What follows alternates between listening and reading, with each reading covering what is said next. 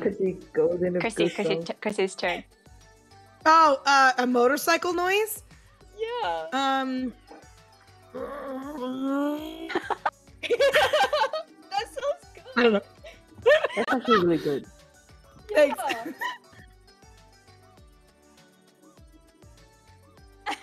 Oh my god. Oh, damn! Oh, oops, okay. Well. Oh, there we go. Who's next? Start. Come on, guys, let's start. You're just gonna deflect? Your turn, your turn. D&D, yeah. Next time on... Last time on D&D. Last time. Wait, are we actually starting now? We're just gonna gloss by everybody else and just start. Okay. No, I want to hear it. No, you guys, you can't force. You can't. No, Vicky. Last Vicky. time on D&D with PG. No. KK server. Okay, no. Okay, Gabby, you can't make Gabby and me do it, and then not do it. Cho and Maxie. Go for it. Come on, Vicky, continue. No, I muted Vicky. Mute Vicky? You muted Vicky? I muted Vicky. Oh my god. Oh my god. Tyranny, the monarchy. You got it. Your turn. Oh, damn it. You're a No. mod. Okay, wait, Vicky, I'm unmuting you're you. also a I'm mod. unmuting you. Okay, I do it, already Vicky. did Okay, it. sorry. I did it. No! You muted me. Now you don't get to hear it until the recording comes out because I already did it. No, well, I don't get to hear it in the recording anyway because I muted you. I mean, like in the... Oh, you mean like you actually made it so that nobody could hear me? Yeah, I server muted you. Oh, then the moment has passed. I already did it. I somehow don't believe you. Yeah, exactly. That's too convenient. Yeah, guys, it's way too convenient. I swear on my love for Phoenix Wright that I did it and you muted it. That's I'm staring right through my screen. So anyway, last time on D&D with the server, I got very mad at Miles Edgeworth because I was mad that he wasn't making my man happy, even though he could. I was very pissed. I was very angry. I was actually angry about that all week. I'm very upset with him. And then I was going to storm off to go find my man. And then we cut over to people in the Frog Village. And Lyra was Village. minding Lyra's own business. Is her pronouns they, them, or she, her? I forgot. She, her? Okay, so she was minding her own business. And then she got attacked. And then kind of was getting wrecked. And then Valor came to save the day along with Boshi. And then they ended up beating them together. Despite their warnings, Lyra decided to kill one of them anyway. Oh my god. Then they think they captured the other to question them. I don't remember if you actually got the chance to question him yet. No. Did you? No. Okay, so we stopped pretty much as soon as the fight stopped. Okay, so you just captured one of them, and the other one's fucking dead. And that's it. Mm-hmm. All right. So as we pick back. What'd you say? Vroom, vroom. She said vroom vroom. Vicky, come on. Does that count as your motorcycle impression? No. That was Max's, I think. Yeah, that was Maxie's. All right, fine. By popular demand, I'll do it again, even though I already did it. Vroom. That's mine. Yay! Aggressive. Let's go. Wonderful, I loved it. Oh, I think we should change the music to something else. Oh, yeah. I still show. I'm waiting. Okay. This is a bop, though. I fucking love this song. Really? Mm-hmm. Yeah, this is the Omari song instead. Actually, let's just leave it. So where's your vroom vroom? Let's get That was perfect. Nice. I love all your motorcycle impressions. We're trying to make him proud, man. Exactly. I was thinking like DDLC trying to impress Krissey with a motorcycle impression. Oh yeah, we're all going to be vying for Krissey's attention Yeah. in the DDLC. I will be. I will be sitting in the good seat. I'm so excited. I know we're like years away probably from playing it, but I'm so excited whenever we get to DDLC. Well, it's been a while. I don't think we'll be that far away. I don't know how. Yeah, I think we're gonna do it after Soul Link. Like, I don't think it'll take. You guys can play whenever. Yeah, I was gonna think. I don't think it takes that long to do Soul Link. So, how far are you guys right now? I mean, we already have second gym. Yeah, me and YJ have 2 gyms down. Hey. Okay, yes, that's moving pretty quick actually. Yeah, that's pretty quick because you guys started like a week ago, right? No, I think it was like 2 weeks ago. 2 weeks ago, so like a gym a week maybe ish. Yeah. And then you've been playing, even like grinding and during the week too. So. Yeah. All right, cool. Yeah. Yeah, it shouldn't take too long, and then we'll do DDLC, so it won't be too long. I have no idea. I have to tell you, DDLC is a horror game. I do know this. I do know it's horror. Okay, good. Okay. Yeah, I do know it's horror. Very good. The game will warn you like at the beginning beforehand, so. No, yeah, that's fine. I know it's horror. I know going into it, it's horror. So I don't know like the kind of horror that's gonna be there. So I'm like, well, it's gonna happen. I still find but it very funny that YJ thinks that I'm Yuri. So funny. It's smart and the calm. YJ literally, the justification is because you're smart. I'm like, Vicky, you are smart. Give yourself some you credit. That's the only reason. You're smart, really but not calm. Like the number one reason. Like, what? Do you like books? Do you like to read? I did a lot when I was younger. I read a book like every day.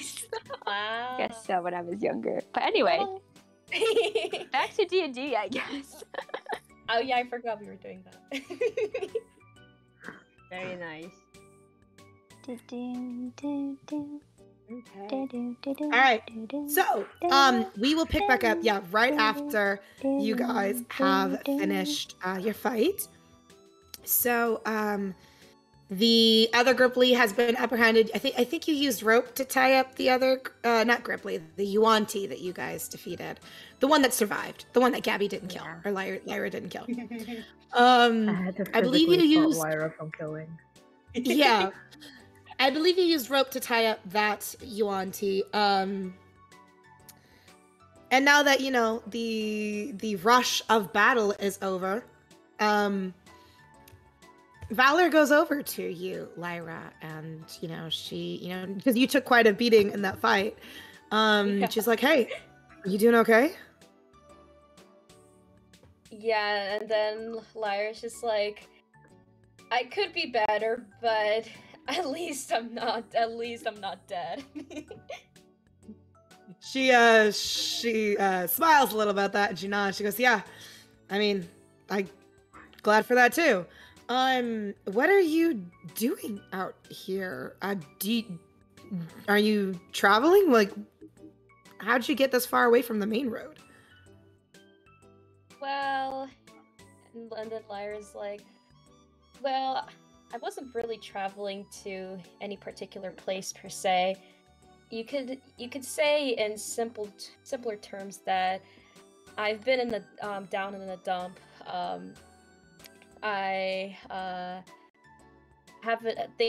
Let's just say things haven't been going my way, and just happened to just travel off the path until I got attacked. Oh man, that's a mood.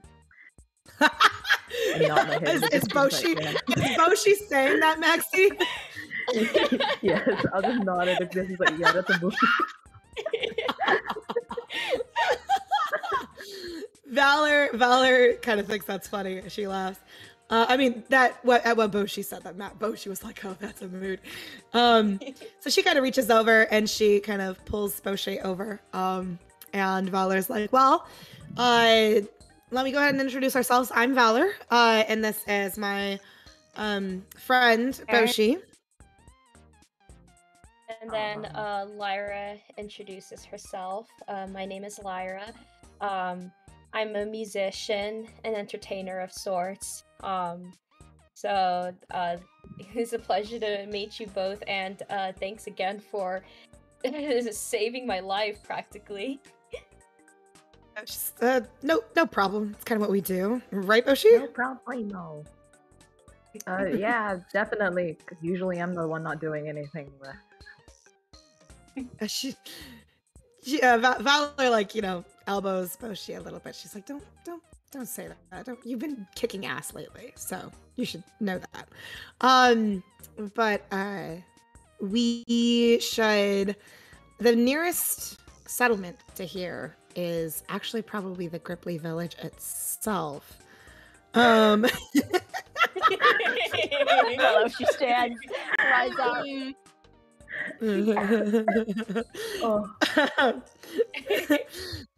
Valor's like, I don't know if, they'll probably be fine with you there, as long as you're walking with us. I guess the question is what we want to do with this guy. And she looks at and gestures to the Yuanti that is knocked out and bound. According to many movies that I've watched, usually What's a bringing movie? them back, I play noble things. You sit down in a big theater, you watch a lot of political drama happen on the stage. Wow, that's a noble thing? It is. Wow. Is it good? Are you entertained? Sometimes. Oh, being a noble sounds tough. It really is. Anyway.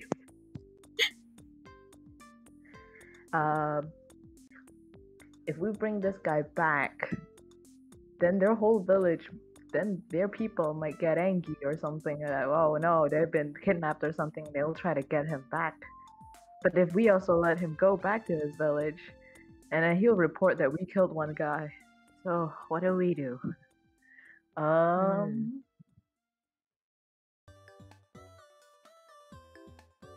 What do you do?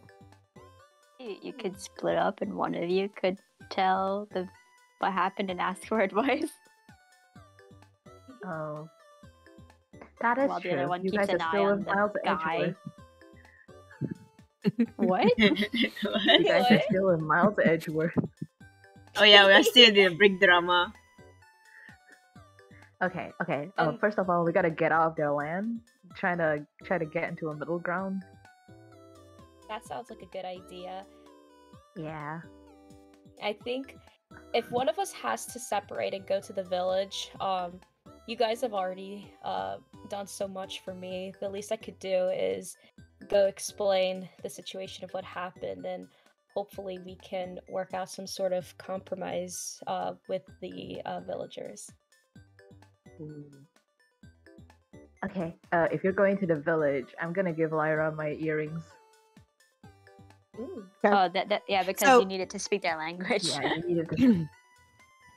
Yeah, or at least understand them. You can't like magically talk the Gripply language, but you can at least. I think they do understand common. So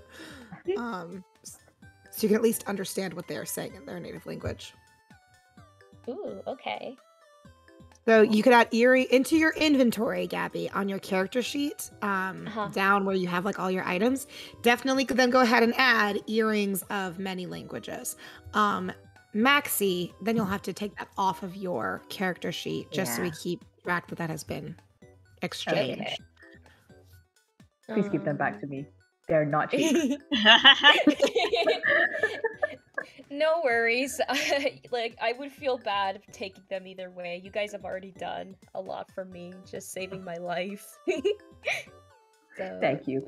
Also stay safe and don't be depressed on the way. Get depressed when you're inside the village and safe. I'll be sure to keep that in mind. I feel like the both of you have definitely helped cheer me up a bit, with saving my life. And you two seem pretty funny. I like you guys. Valor's face flushes a little bit, and she's like, "I'm funny." She goes, "I don't think anybody's ever told me that before." Oh my god! You're a straight man to our group. Oh, she stands losing. Max, how long have we been playing D&D? We've been playing D&D for a year, right? Oh my god. There was a good chunk of time where my Oh my god. was #1 below she stand, right? Didn't I give you an entire pep talk? Oh my god. You gotta make your move, my dude.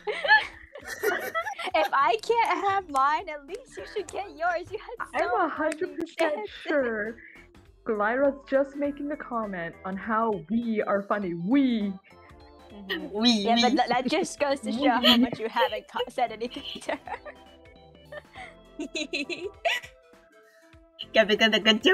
Max. Get your act together, dude. Drama. I'm trying. Drama on both sides. I'm doing my best. I'll try. Oh, I'm enjoying.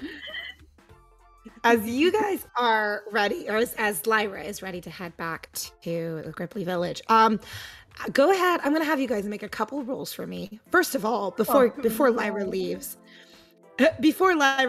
roll me, both of you guys, an insight check. Oh no!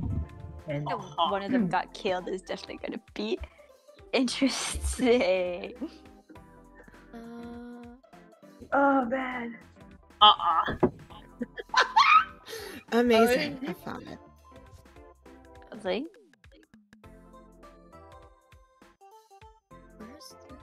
Does guidance even work if you're gonna do insight?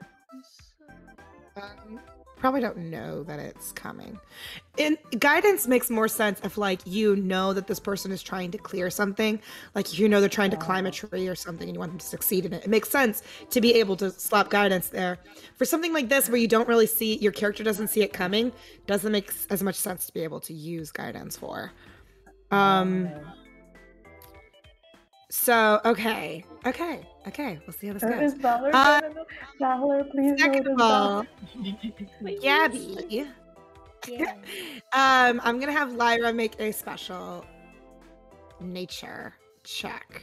And the reason for this is that you have never been to Gripply Village before. Oh no. So we're gonna see how well you find your way there. Oh no. Oh boy. Wonderful. So wait, you said it's a nature check?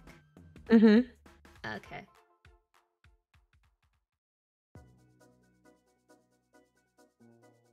I thought this was Sebastian's theme for like the first two beats. I love this theme actually.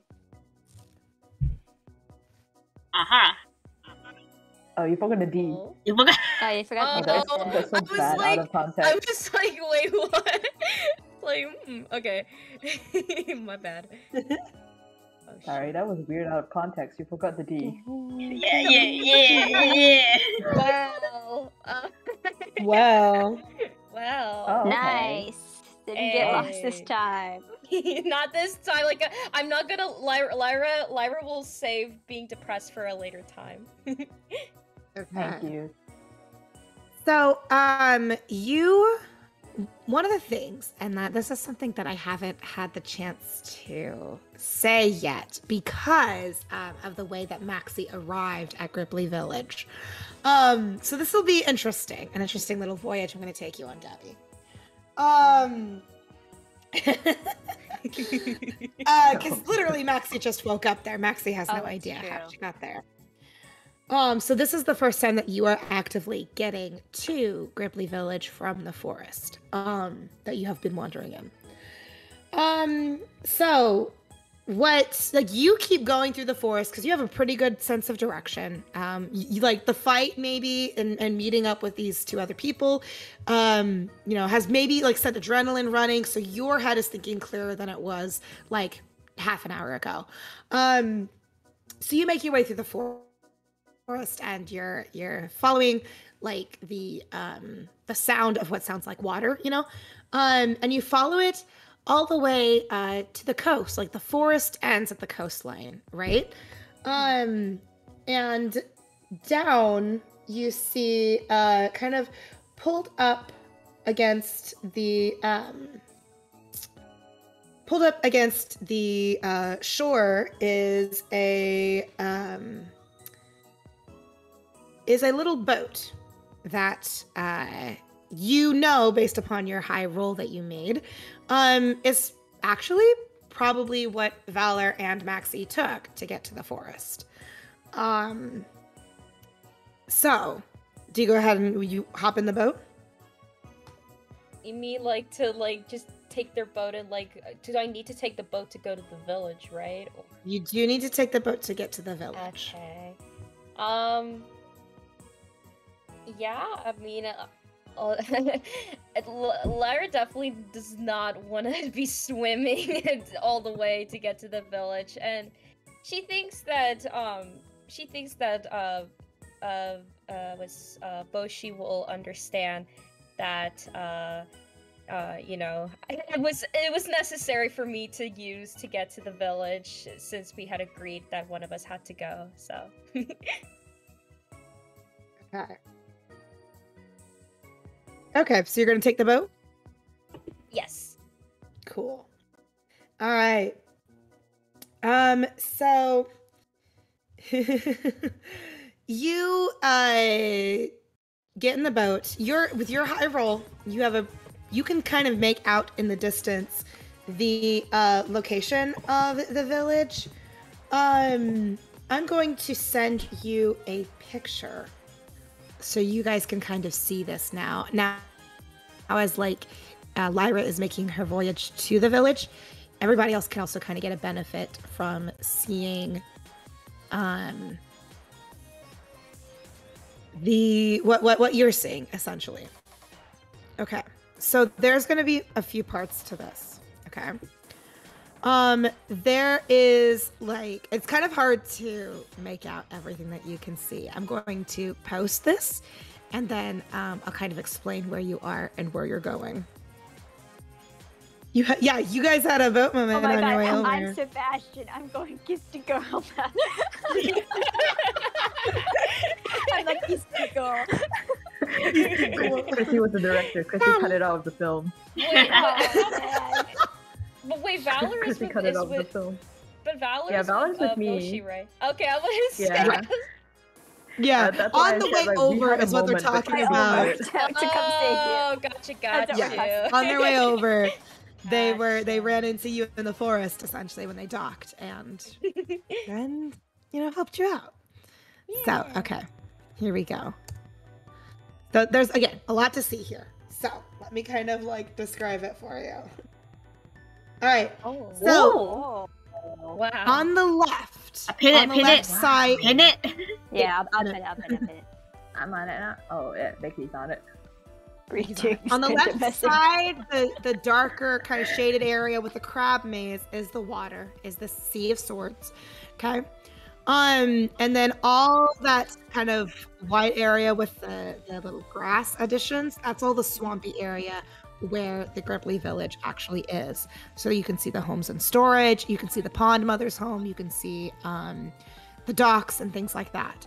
The village that they are talking about, Maxie, that has been overrun with the Yuan-Tis, that had like the historical stuff that group of Yuan-Tis said they were interested in, and then kicked the Gripplys out of, that's the old village there in the top right. Oh. You can see the kind of river that's threading it all together that feeds out into the sea. Oh, okay. So yeah, to get there, it's easiest by boat. There is a path through, like, over land, but that tends to be very treacherous and dangerous, as the Gripplys have told you, Boshi and Valor. So, Gabby and Lyra, with your high enough nature roll, you get the idea. If they took a boat here, maybe the best way to get back is also a boat.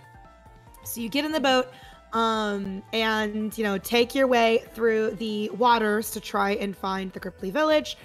With your high enough check, you see it in the distance and start, rowing towards it.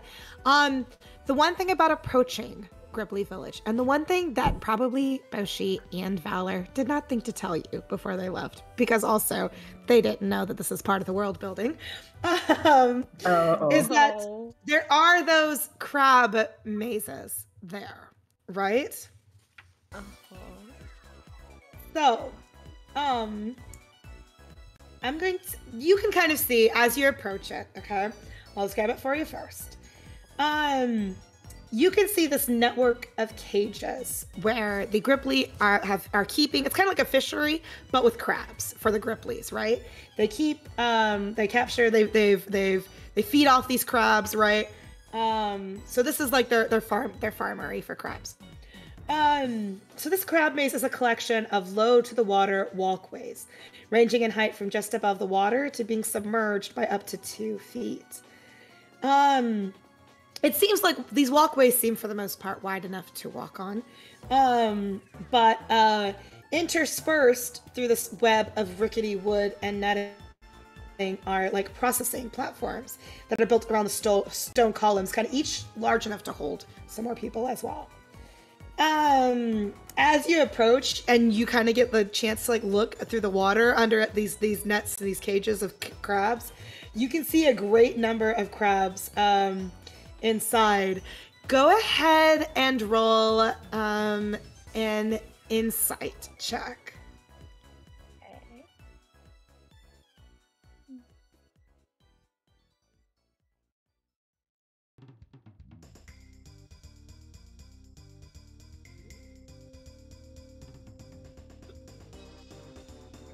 The Maximus theme.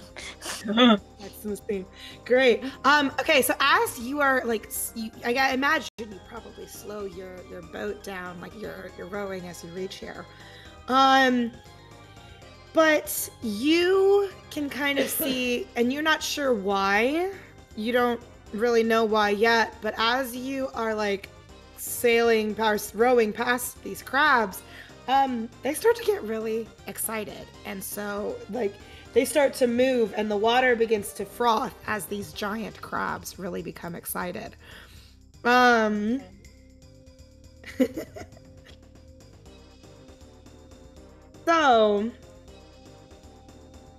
it is, I'm trying to think about how to word this. In order to actually get through to the, there, I'm gonna have you make a stealth check.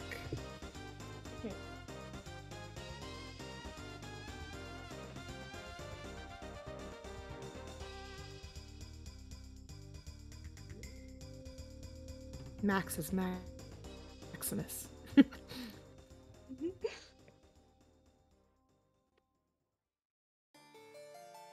Hell yeah. Hell yeah. Hell yeah, baby. Song. Let's go. This song is so This fucking good. song. Wow. So good. 14. Okay, great.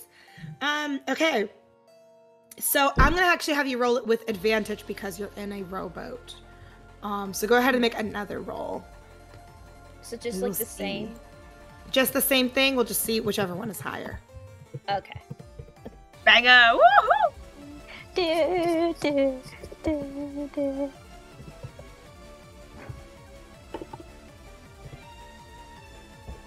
This is such a funny music for a stealth moment. Yeah. Very high and like, you know, tense. Okay, yeah. So you, as you are going through this rowboat, you can see, you have already like got the attention of some of these giant crabs that are in these cages. You are in a rowboat, so you have a couple options. But as you are kind of squeezing through, and of course these crab mazes are essentially giant walkways. So if you wanted to hop out, you could. But as you are floating by to get to the docks or squeezing through, let me roll a quick roll.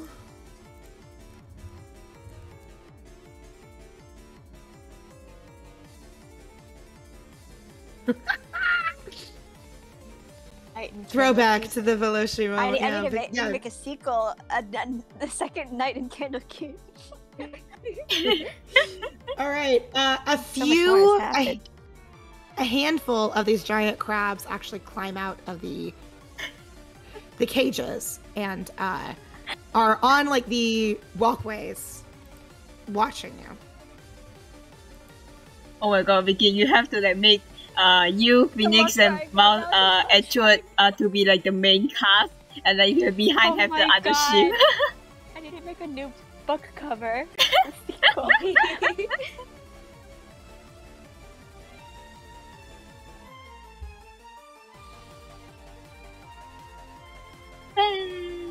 do you do, Gabby?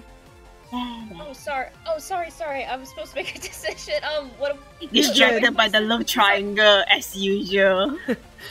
So there are a handful of these crabs that have managed to squeeze out of their cages, and have their eyes set on you.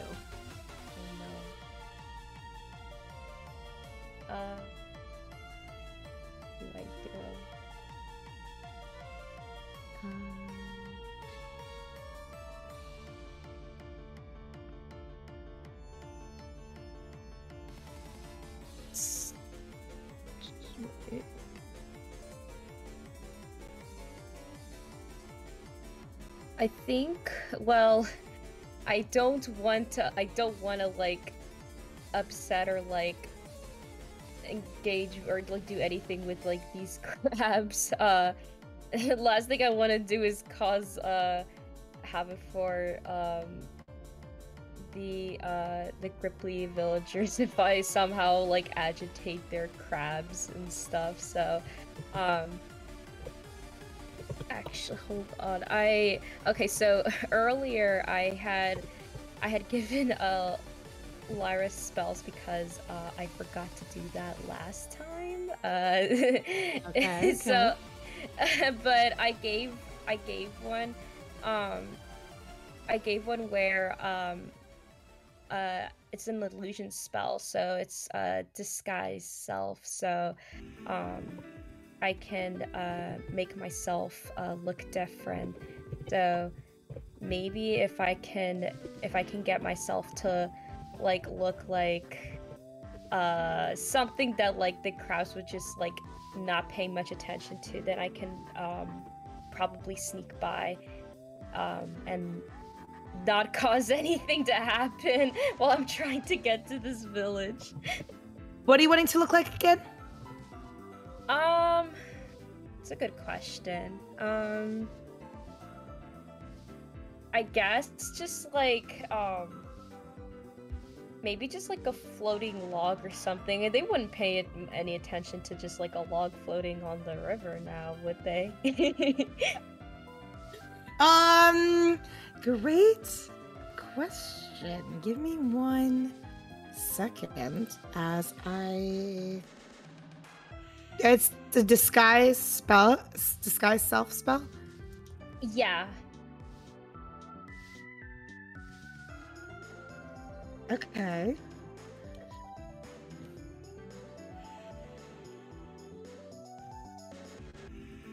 Okay, the one thing is that the spell does say you can't change your body type, so you must adopt a form that has the same basic arrangement of limbs.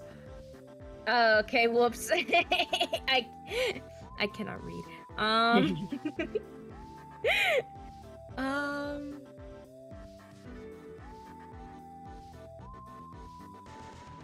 I'm guessing like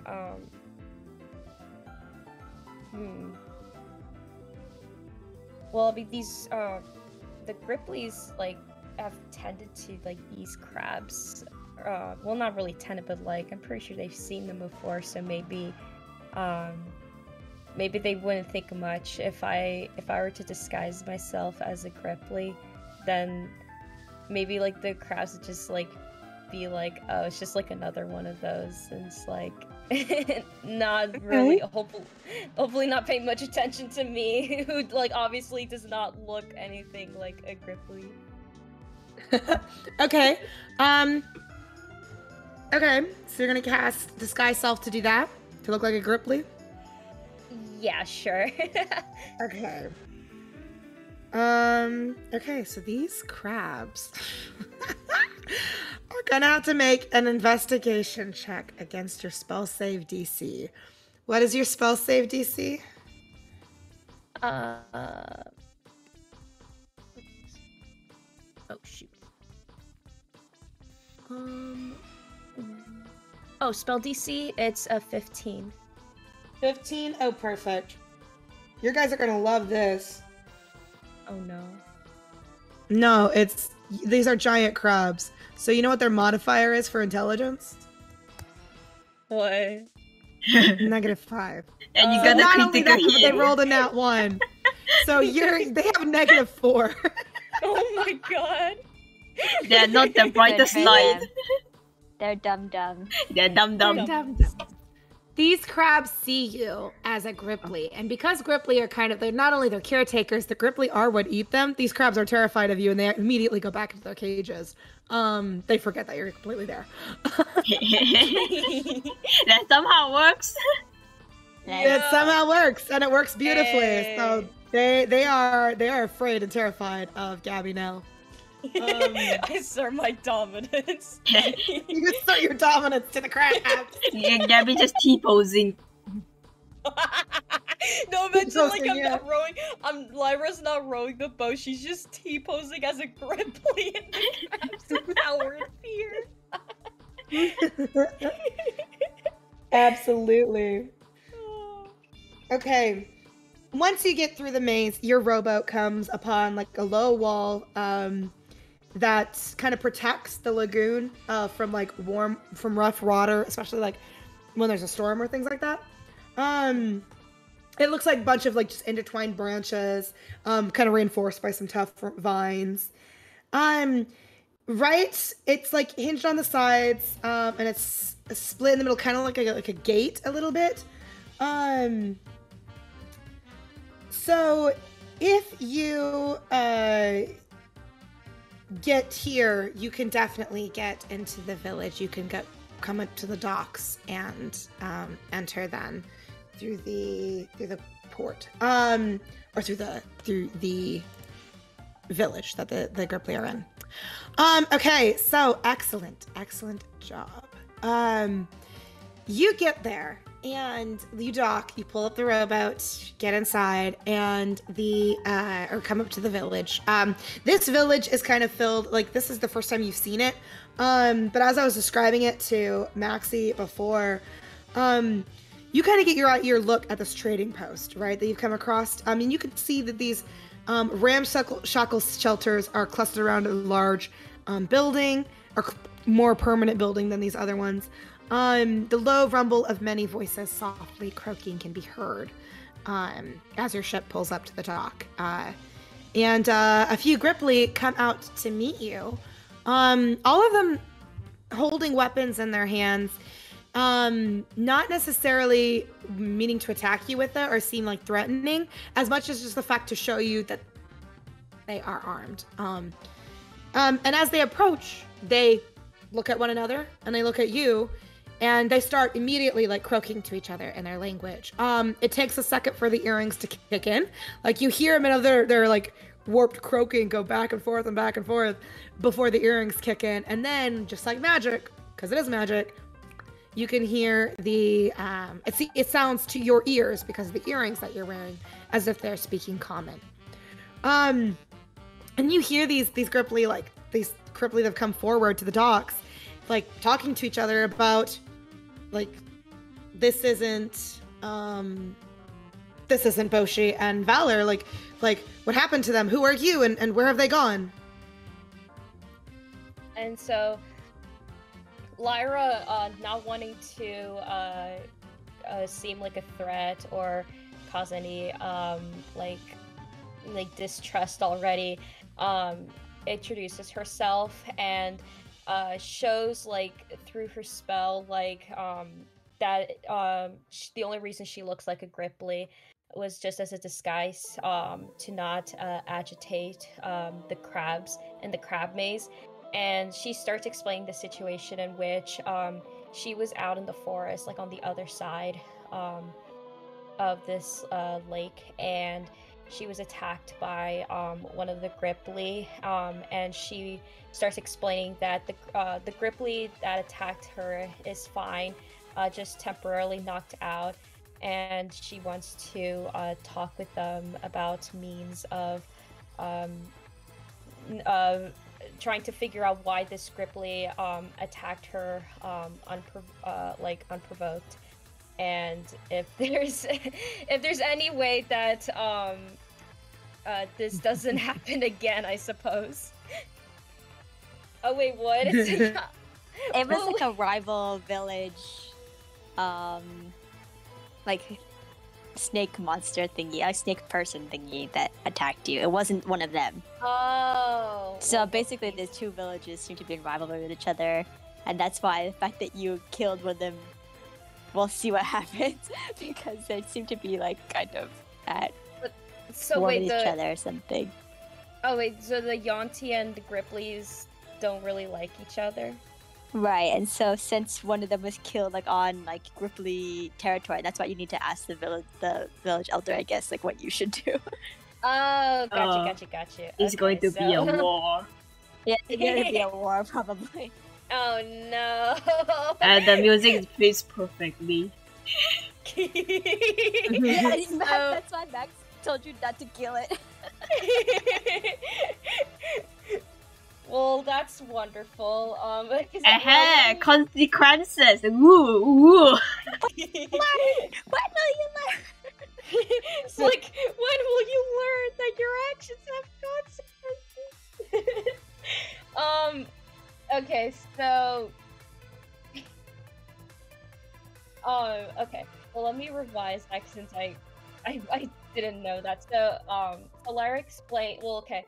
Lyra again shows, like, that, she looks at the Ripple because it's an illusion, because magic, to not agitate the crabs. And then she starts explaining that, he was, like, wandering through the forest, and there was a Yuan-ti and, a Gripply, and, that there was a fight that happened, and that, me, Boshi, and, Yuan-ti, we were all trying to defend ourselves, and through the fight, not accidentally, I killed the Yuan-ti in self-defense on Gripply territory, and that I'm concerned what will happen because of that, and that I need to speak with the village chief. It was on purpose, and we're leaving that out. It was not an accident. Listen, they don't need to know that. It's okay. I mean, I could say it was in self-defense. Do they understand you? Like, does transforming into, like, disguising yourself as one mean you can speak their language too? I don't think so. It just so you're makes saying all this and they don't colonizing. understand what you're saying? Well, doesn't the earrings, the earrings allows you... Yeah, earrings allow you to understand what they are saying. It does not necessarily translate your speech to them. Gotcha. These Gripply look at you, and they are a little confused. They speak Primordial. I don't know if you know the language Primordial on your character sheet. Yeah, when you need Zinnia. I know Zinnia need Primordial. I miss Zinnia.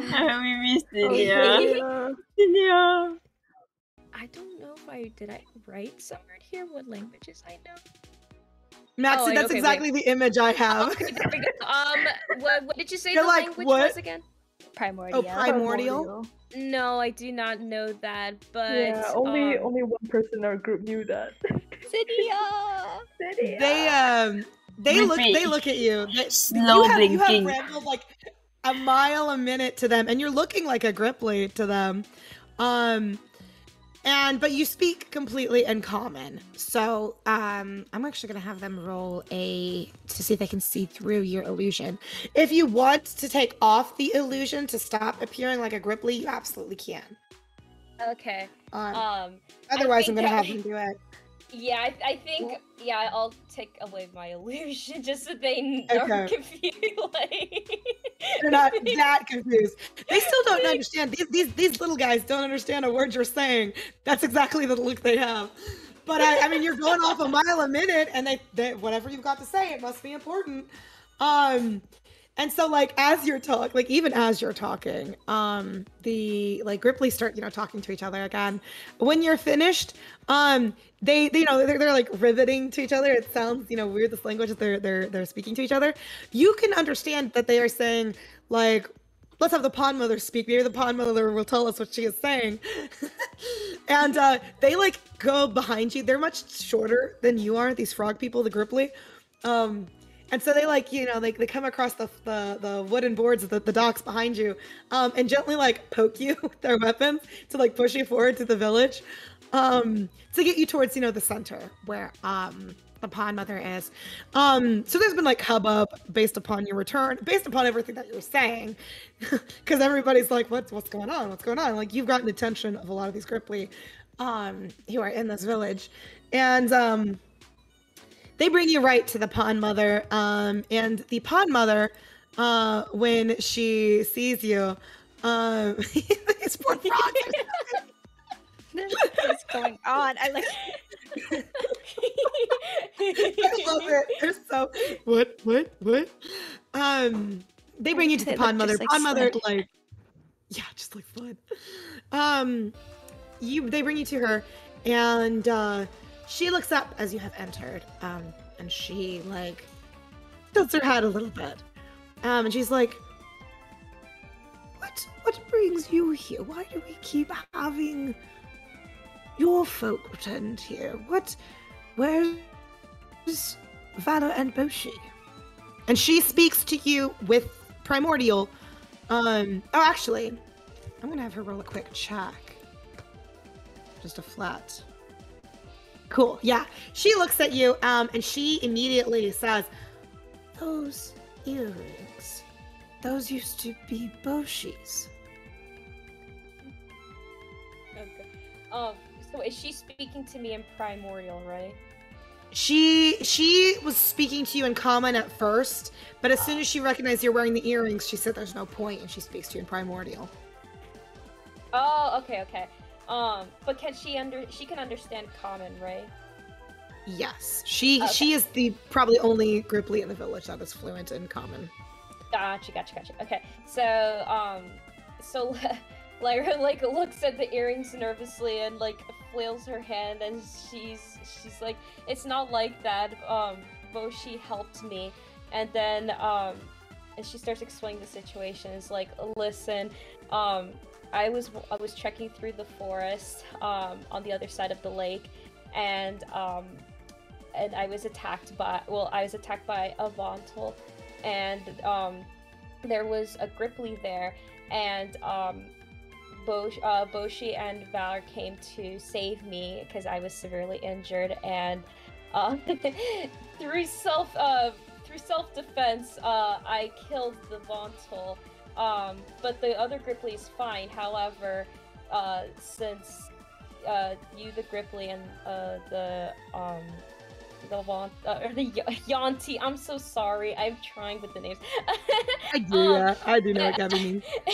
Anyways, but since I know that your kind and the Yanti are don't get along on good terms, I'm worried that this would spark some sort of fight or war, and that I wanted to come speak to someone to figure out what to do, so that I don't accidentally start like some war through killing this Yanti. So do you admit that you killed her, or do you say it was an accident? I say that I did kill it, but it was through self-defense since it attacked me unprovoked. Okay. Gabby starts the war on her first day here. Literally leaves out the part where Max told her not to kill it. Listen, they don't need to know that. I mean, listen, it could be self-defense if it's attacking me. you know, when attacking, you always have the option to kill or just knock out. Well, that's good to know for later on. It's like Undertale. Everything It's you just do has really funny that consequences. Max is like, don't kill it. And you're like, well, they crossed me, so I'm killing. Ooh, karma! Wee! For a reason. It was But so you could funny. just make it pass out, make them torture them or something. Oh. Yeah, we tortured somebody first, and then we killed him later. Yeah, speaking from the had done that. experience. Hell yeah, high five, Joe.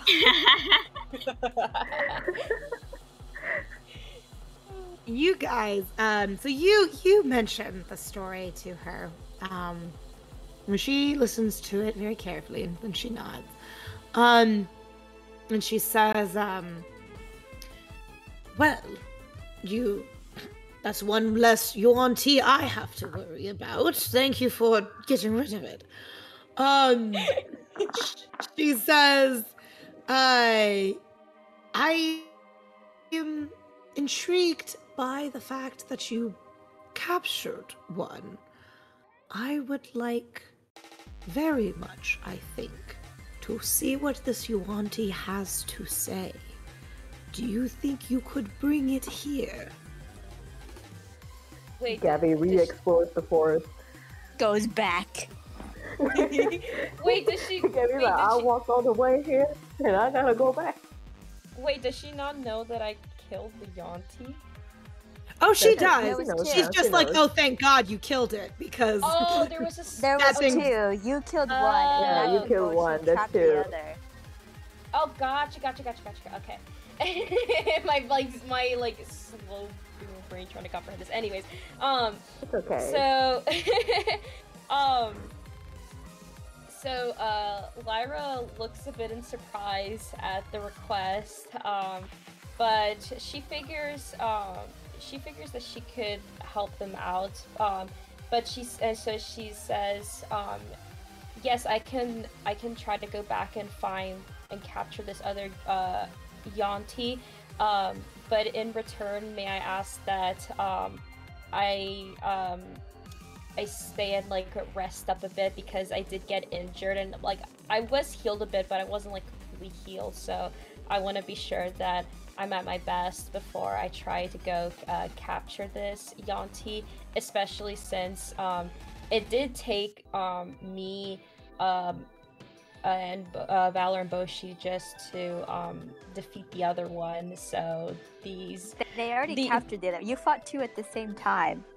Yeah, but like the other one's still knocked out though, right? So I think they tied it up. Oh, it's tied up. Okay. I'm so sorry. Anyways, okay. A lot of stuff happens in the session, so it's hard to remember like, everything. Yeah. Oh, yeah. It's a lot of stuff happens in a session. Yeah, at first it's like really hard to keep track of what's going on, so it's okay. My short-term memory brain's like trying to like okay, sorry.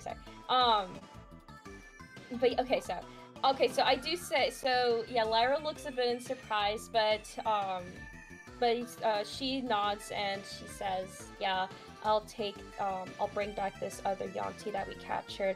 But may I ask in return that I heal up a little bit, and may I bring some food and water to Boshi and Valor, because they also took quite a beating." Not as much as me, but still a little bit, trying to capture this other Yuan-Ti. She goes, are you, one of the friends that Boshi and Valor spoke of that they would be bringing to help us regain our home? Lyra sweats a little bit. She'd only just met, Valor and Boshi, but she would say she would consider them a friend, perhaps, especially since they did save her life. I mean, she hasn't really had anybody come up and like save her life before like that, so she definitely is very grateful for their kindness. And so in a kind of with a little bit of nervousness, she nods her head and she says, yeah, I am a friend of Boshi and Valor. and they definitely helped me, and I want to repay them. So if I can repay them by helping them defend your village, then I would be happy to do so. Besides, there's nowhere I really need to go at the moment, so I might as well stay and help. He says, then what we have here is yours. We would be more than happy to give you lodging and food for your stay, as thanks in your help to regain our old home from these Yuanti. And Lyra sighs in relief, and she. Joe's just singing with them. But anyways, I'm sorry, I got distracted. But Lyra, she sighs in relief, and she bows and thanks at the pond mother, and so she states that says she'll hi, go by back. the way. Yasumi. Close your eyes and you'll be. Yasumi. Yasumi. Sorry, Gabby. Perfect. So yes, you are. Yeah, the pond mother is like, yes, you can have anything you want while you're here, and as long as like you have agreed to help them get their home back from the Yuanti, you're golden. Great. As you return, or as you make your way back to Boshi and Valor to retrieve the Yuanti and bring it to the pond mother, we're gonna go ahead then and switch back to Vicky and Cho. Oh my god. Who are in their, Phoenix and Edgeworth drama. Vicky has just figured out that she's being followed by that's right. none other than Jove. Because Jove completely failed that stealth check. I don't even know him. YJ is not here. But yeah, you know that Jove is there, and I remember you mentioning that you're just like, yeah, sure, he might as well follow me. Yeah, I pretend not to notice. Okay. Vicky, go ahead and roll a hang on, like go ahead and roll just a base. Let me get my cat.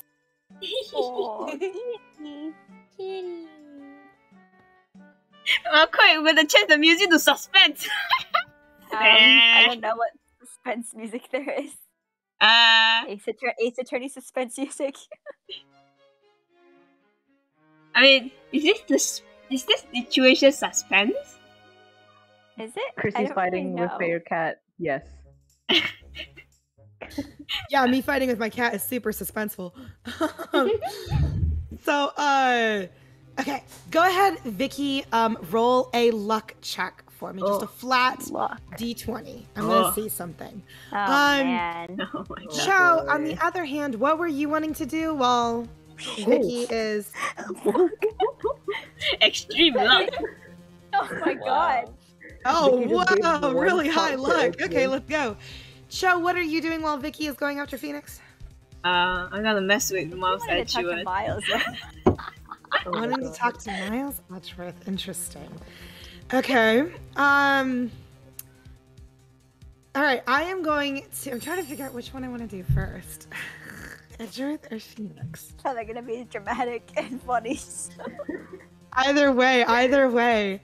It would be so good if, like, in a movie when they cut back and forth between like different perspectives super fast, We could do that if you wanted to. I don't know exactly how to do that in D&D. Like, I don't know how to switch that fast. Yeah, I don't know how that would work either. Back and forth, that's saying, and now we're doing this, and now we're doing this, like every 5 minutes. So I think you should do Edgeworth first, because I want to see if Cho can talk to him more about why the fuck he's not doing anything. Okay. I kind of want to just see what Cho says to Edgeworth. Me too. Okay. Me too. Okay. Yeah, well, how are you wanting to approach him? What is your game plan?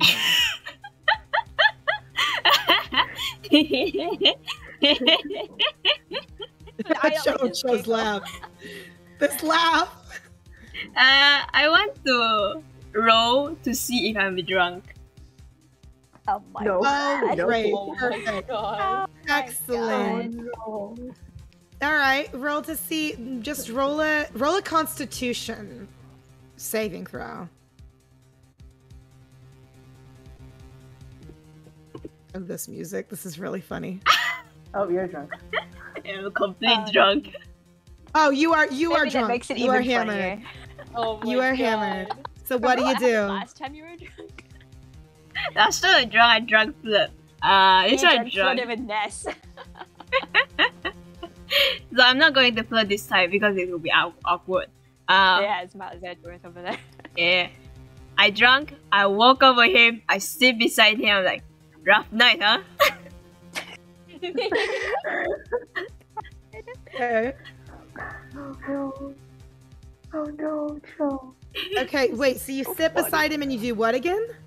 I continue Rough to night, drink and huh? I say, rough night, huh? He is like he has given up on like eating anything substantial.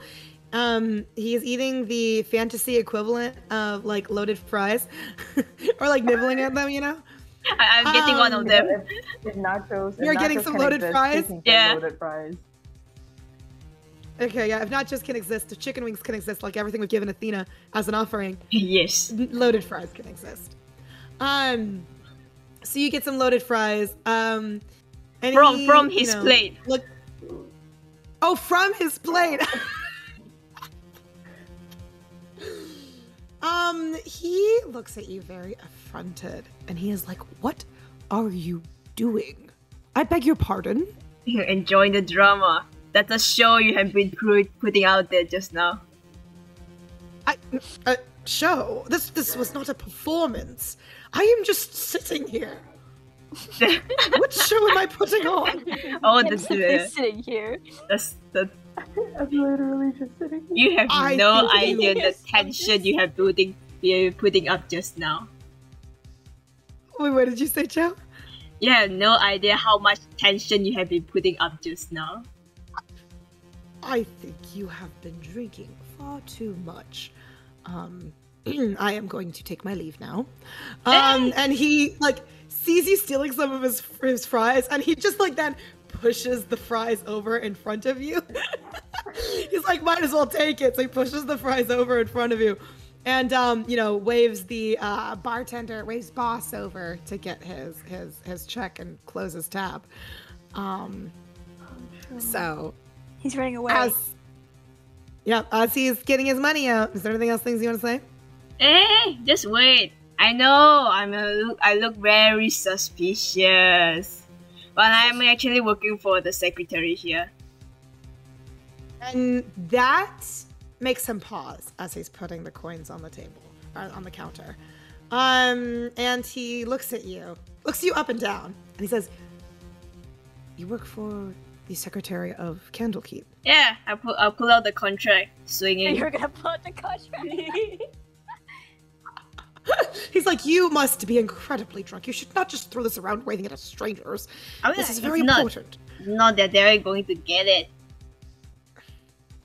And but he does look at the contract that you have been throwing in his Looks face. at it anyway. He looks at it anyway. Just verify and see for himself that you do in fact work for Miss Allay. And then he, folds it up, hands it to you, and says, "Well, hopefully you're not on the job right at the second, and you're not drinking on the job." Well, no, I just came back for the job. This is my break, but patrolling, seeing everyone's like safety and something. And you're new here, right?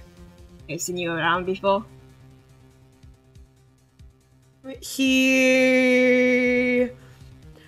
For that question, he says, "Well, I will admit it has been quite some time since I have last been to Candlekeep. Unfortunately, business and other circumstances have forced me to keep my distance."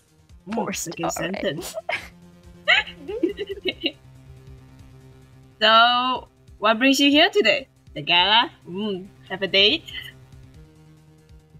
And he seems very flustered. Actually, roll insight. Roll insight for me, Cho. But you are going to have to roll with disadvantage because you are drunk out of your ass. Ah, of course. Funny. Oh my god. Insight. Yes, insight. Okay.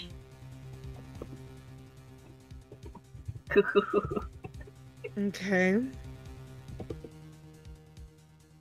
Okay, we'll take the 10. I take a 10. So 10, right in the midway, right? Yeah. You can, it's easy to see that, like, Edgeworth is kind of more reactive than, like, people, like, he's not completely stone cold. He is very expressive, right? Mm-hmm. So you can definitely see he is a little bit flustered that you have asked if he has a date for the gala. And he says, no, I was not intending on going to the gala. I don't have a date. No, nothing of the sort.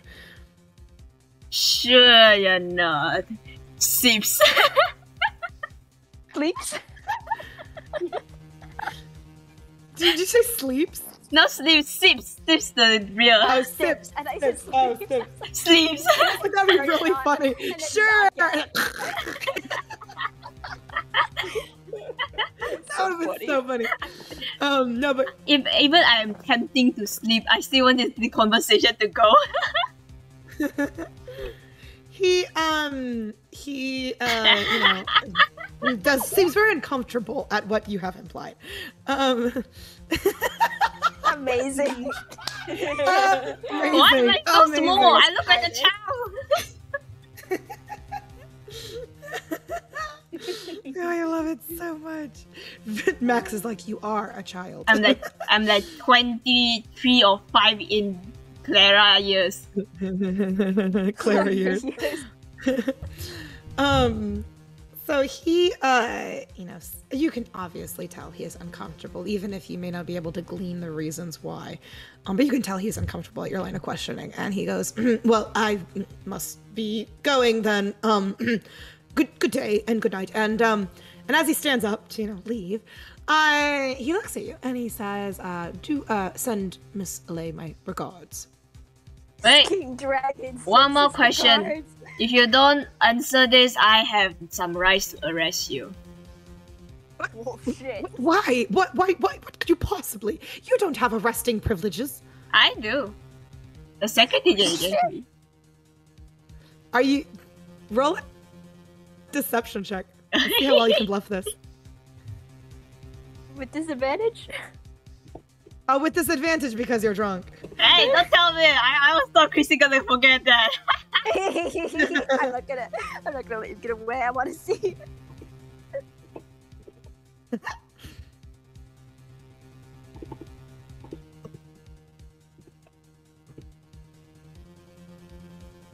Oh, damn, the difference between a 10 and a 20. Wow. He looks at you. He has to take the 10. He looks at you and he is like, I don't believe for 1 second that Miss Allay would grant you such a powers of arresting people. But I am curious as to what question it is you wish to ask. So be out with it. What is it you want to know? You haven't told me what's your business here. That is something. He pauses and he says, I'm going to have you actually roll a very special insight check. Oh, I'm special. Special. I'm not going to have you roll an disadvantage on this one. We're just going to do a one-time insight check on this. 9. Okay. Nice. 9. Whatever look passes over his face, and whatever things that, as an open book, his eyes might be reading or whatever, he seems a little bit like he goes more withdrawn, and he says, well, perhaps business is an exaggeration, but I really should be going, and it is none of your concern either. So, there. He says, but I should hopefully not to see you while the rest of us stay here, but have a good evening. I think we will meet more soon. Bye bye. He walks out of the haven like being very like what the entire time. Meanwhile, Vicky. Hello. As you are walking around, it is nighttime. Night has fallen in Candlekeep. You can see the stars overhead. It's for the most part. Yeah. What? Do I need the kdrama music now? Hold on. Oh, sure, if you want. You don't really anticipate running, like you were wandering around Candlekeep. It's pretty late. You don't really anticipate for sure running into Phoenix. Because this is so funny. Vicky, shut up. This is so funny. But your luck is super high. Of course. And it's you don't really know how it is that you managed to find him. But you did. K-drama logic. K-drama logic. Maybe it was intuition. Maybe you just knew. But you find Phoenix. You know where Krissey usually puts up her. Krissey usually puts up her her little stand, right? Her little shop that she has in the alleys of Candlekeep. And the stand itself still there. It's put down for the day, right? Because it's night. But that's where you find Phoenix. He has one hand on it. And he looks lost in thought by the time that you approach him. You are thriving on your second male lead role. And how would you like to approach him? I guess I'll make it. I won't sneak up on him. I'll just kind of walk up to him so he can probably hear me walking by. Oh. He'll look up and see you as you approach. Mm-hmm. Wait, did you say that he's crouching? No, he's just standing, but he's you can tell he looks lost in thought. With the music. It really is really funny. You can tell he looks like he's lost in thought. He is touching the stand as he's thinking. Mm-hmm. So, do you want to tell me what happened back there? He goes, oh God. I don't know where to begin, even if I wanted to talk about it. We got a lot of time right now, so.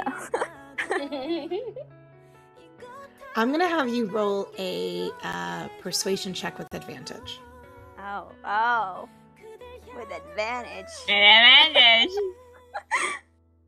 It's a complete difference with my turn. Well, that's one. That's one. Oh! Okay, that one's better. Okay, much better. He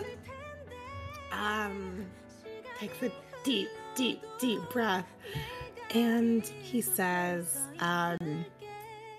you are going to think this is very stupid, or maybe not. He says, this may seem like a non sequitur, but you can't tell anybody what we talk about here in this alley. You got it? Sure. Pinky promise. He says, does the name Christoph Gavin mean anything to you? Oh my God! Oh God, fucking damn it. We are taking Christoph Gavin into the show now? Yes, but I mean, technically my character wouldn't though, right? Yeah, technically Venus, unless for whatever reason, but I don't think Venus would. Okay, so Venus doesn't know, so I'll say no. He goes, good, keep it that way. He says that guy's a piece of work, but And he looks around the alleyway. He lowers his voice a little bit. And he says, he is the reason that I have had to keep distance from a close childhood friend of mine. Childhood friend, you say? Interesting. And why is that? It's probably not safe to talk about it in the open like this. We'll have to talk about it a different time. But I am being watched at nearly all times. I see. I'm not considering Ace Attorney for Apollo Justice Ace Attorney. I see. I don't say that to him, but I say it to myself. You're saying that directly to Krissey. Yeah, I say that to Krissey myself. My inner thoughts. I see. Is it something that I can help you with? He says, I don't know, honestly. We have been trying to untangle his web that he has. But A, it's hard when you're being watched almost all the time by him. B, if Kristoff thinks that my friend is involved somehow, or that he's helping me somehow, says I'm afraid something bad may happen to him. Definitely fair. Is your friend, quote unquote, the only one who knows about this? And me, am I the only other person you've told? He nods. He goes, not even Miss Olay knows. So, Kristoff is watching you and people around you as well, question mark? Yes. Or you're not sure? Everybody interacted with you? I'm actually not sure about that part. I know that he wants me to keep quiet on things that I know. And things that I can't talk about. But my concern, of course, has always been if he would have his sights set on anybody important to me. That's fair. But also, I feel like with only two of you, it would probably be difficult to do what you need to do. So, honestly, I have connections. Looks at my rats. I have ways to get information that looks at my rats. So... Oh. Okay. Max, it's so funny. That is really funny. So, I understand that you probably don't want to get too many people involved, but I don't know if Miles Edgeworth has a rat army of Wi-Fi rats. Is this very subtly your way of like being like, I'm better than Miles Edgeworth? In every way. Because I have a rat army and he doesn't. This is genuinely just because I think that nobody else has Wi-Fi the way we have Wi-Fi rats. You have rat-fi. Yeah, we have Wi-Fi, so we might be able to get more info, is what I'm saying. So I'd be willing to help if you would like my help. It's like, I can't ask you to do that. This is dangerous enough. Oh, there's because this is dangerous enough, that, like, even talking to you like this. Right, but consider that my job in this LA is dangerous as it is. Think about, in the Firefly saw that we almost fucking died, my dude. Goes, yeah, and, like, that terrified me. Yeah, and you're clearly in danger too, and that terrifies me.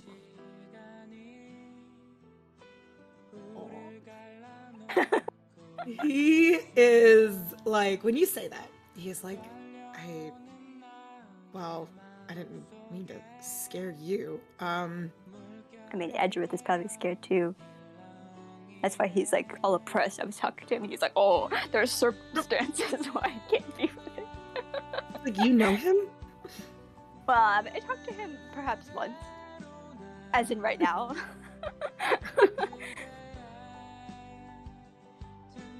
He says, what did he say? He didn't say much, to be fair. But he was saying how there's circumstances. And he would not tell me what those circumstances were. And now I understand why. So. He goes, the one thing, and Phoenix, like, rocks his way back as he talks, and he's like, the one thing I don't understand is why did Edgeworth come to Candlekeep? We've been working so hard to not ever be seen in the same place. Why would he risk coming here? He knows I live and work here. And there must be something important here, right? I mean, he wouldn't come here for no reason. Maybe. I hope he's got a good reason. Do you want me to send my rats off to speak with him? Would you like a rat consultation? Because honestly, the rats might terrify him. He's more of a, and he like, I will never forget this moment from that fic. But he holds up his hand at the base of his neck, and like to wiggle his fingers like a little cravat. He's, like that kind of guy. Right, but what if it was a rat with a note attached to him? Like a messenger. What if I dressed him up like a mailman?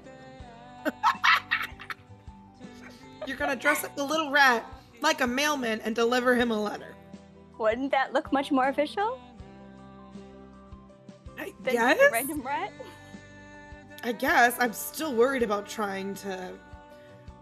But... And he like... How have you been contacting each other as of now that Kristoff hasn't found out? Different ways each time. We've never used the same method of communication twice, which is how we've been able to keep Kristoff guessing as to how we communicate. We've used send message once. We've used a stone once, the sending stone once.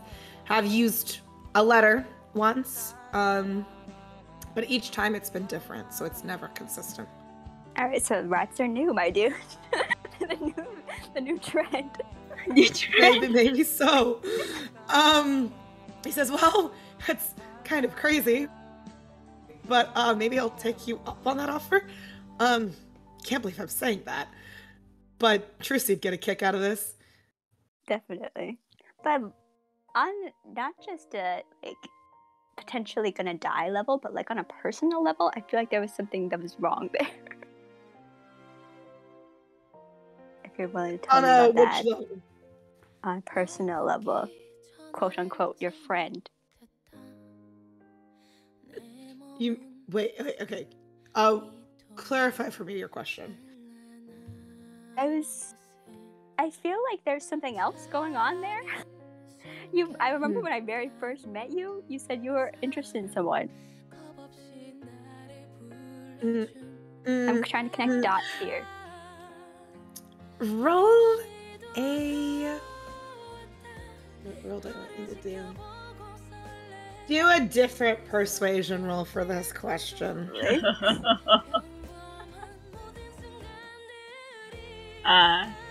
Right in the middle. Okay, right. Run at 10. He is like, oh, well, don't worry about that. That's, Right, you don't need to worry about some of that.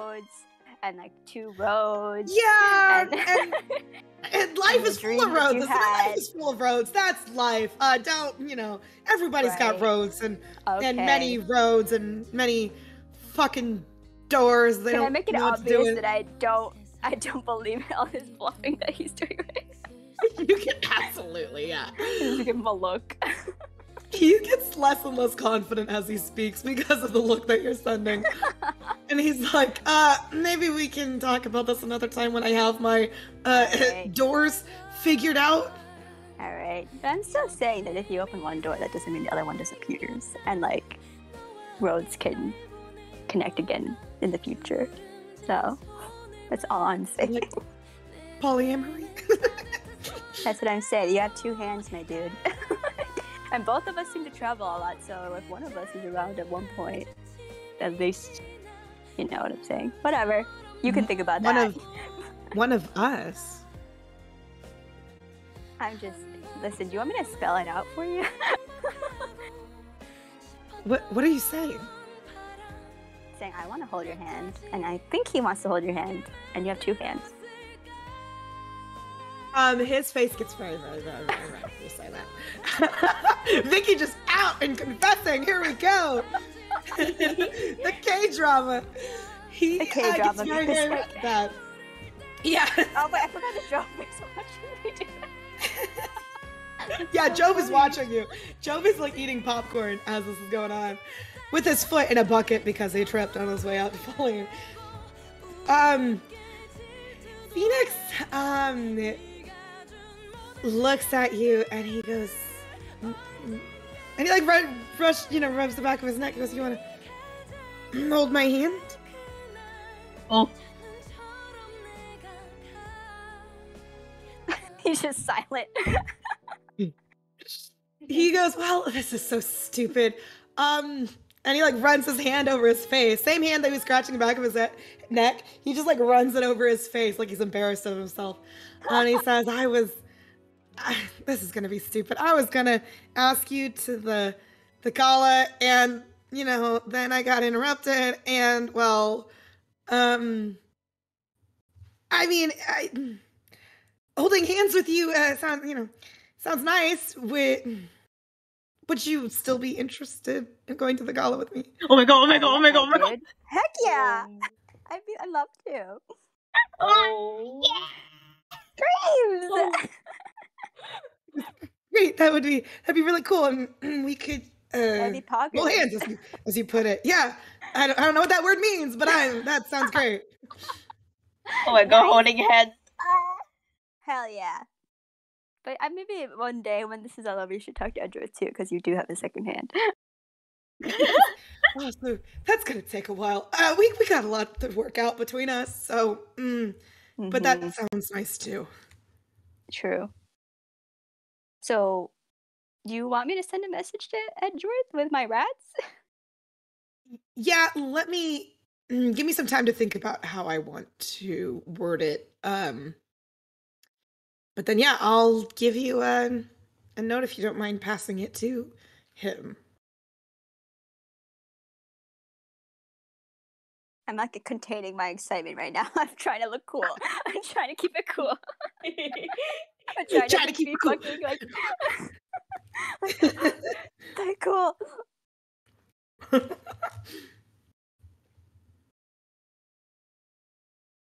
Cool. Cool. So yeah. Pog. Yeah. Pog. Yeah, you want to think about what you want to send him? Then I'll talk to you later. Yeah. I guess. Yeah. We'll talk later. We'll be in touch. And God, Trucy's gonna. You're cool if I tell Trucy, right? Yeah, of course. Great. Okay, because she's not gonna let me ever live it down if I don't tell her. So yeah. I will see you around. Yeah. Well, see you. Cool.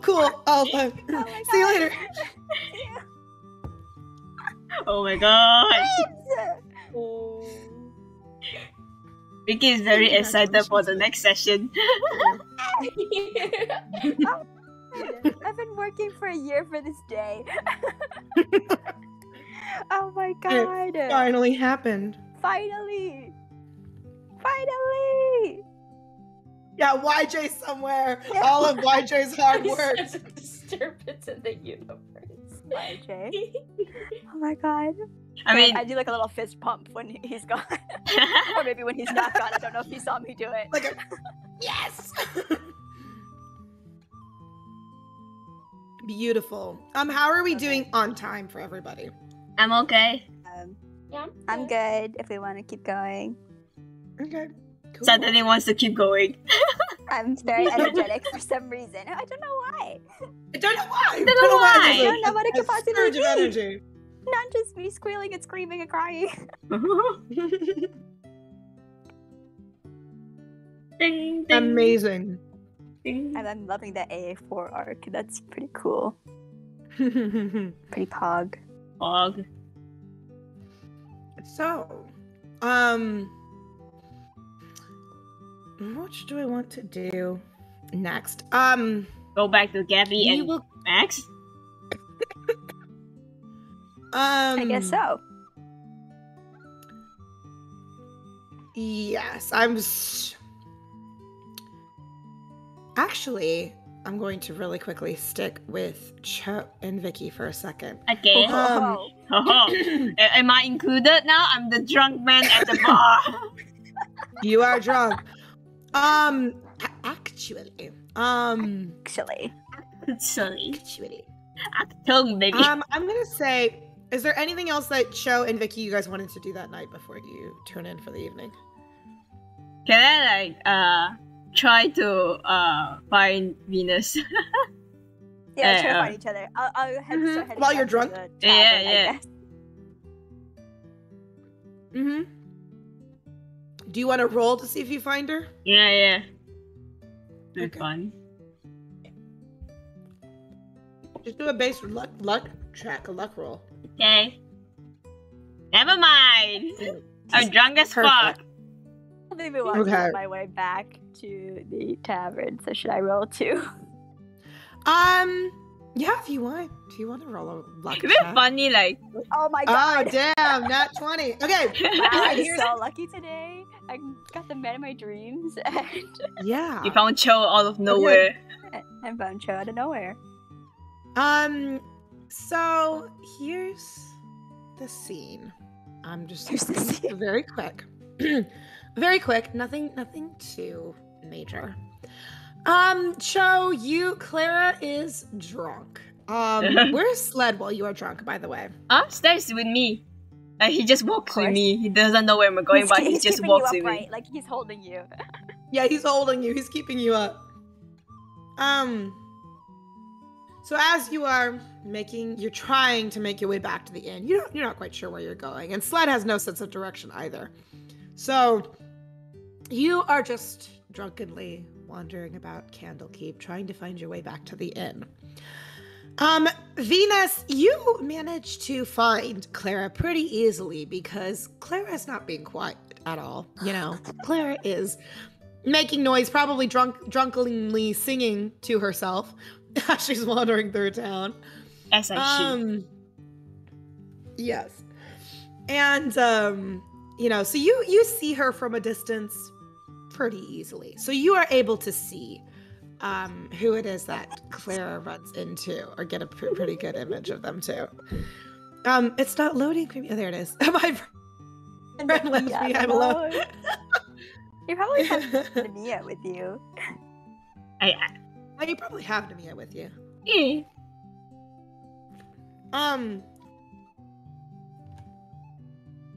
Sorry, I'm eating my pizza as I'm talking. Is it olive pizza? It does have olives. Your pizza that has sauce and cheese and olives and nothing else. Sauce and cheese and olives, okay? Yes, at all.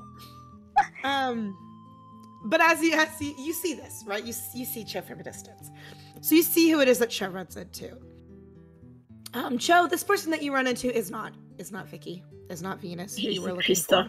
Oh no, is it Christoph David? And you know, it's very quick, like you bump shoulders because you weren't really looking where you're going, and Sled didn't grab your shoulder in time to stabilize you. So it's a complete accident that you bump shoulders with this person. As you bump shoulders with them, you hear a very delicate feminine voice. Oh, I'm saying, watch your step as she moves around you. And the first thing you get is, or the first like glance that you get, both of you get, because it's hard to see, you know, anything else, A, from a distance, B, from, you know, Clara being drunk. The only thing that you really remember about this person is a shock of long red hair.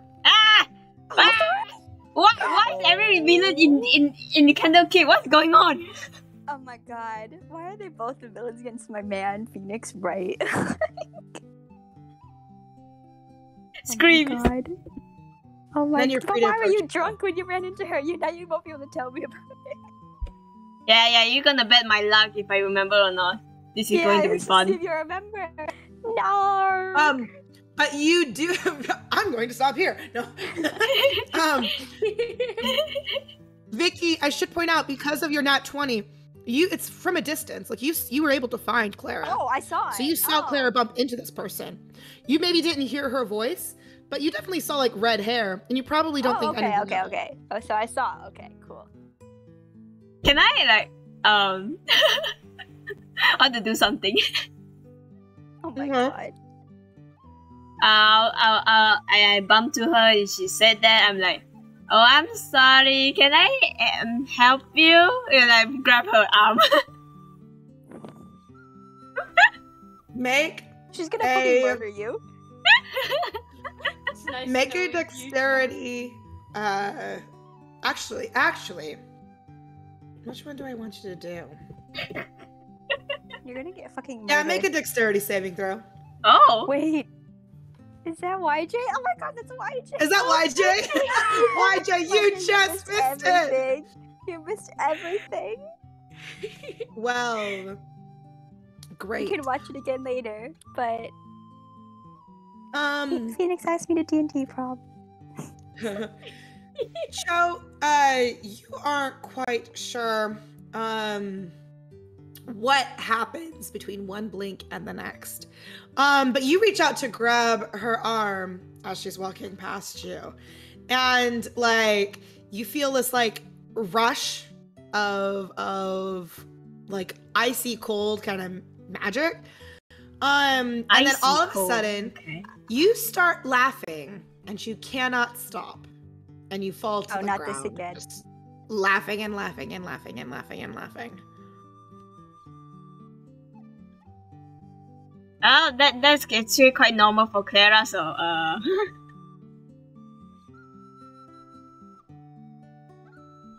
Vicky, what's Vicky gonna do in this moment when she saw that? I'm debating on what I should do. She is walking on and walking by. She's just going about her day. Oh, so she just walked away. Like Cho reached out to grab her. She cast Tasha's Hideous Laughter as the name of the spell on you, Cho. And yeah, you are like in stitches, laughing and laughing and laughing. All right, I guess I won't go after her. She seems like a dangerous lady. I'll just see if I can help my good buddy, my old pal, Cho out. Let me see what I've got. I don't think I can do anything. The spell that's on you, though. It's fine. Just knock me out instead. Let me sleep. I'm gonna take out my sword. No, I'm kidding. What do I have?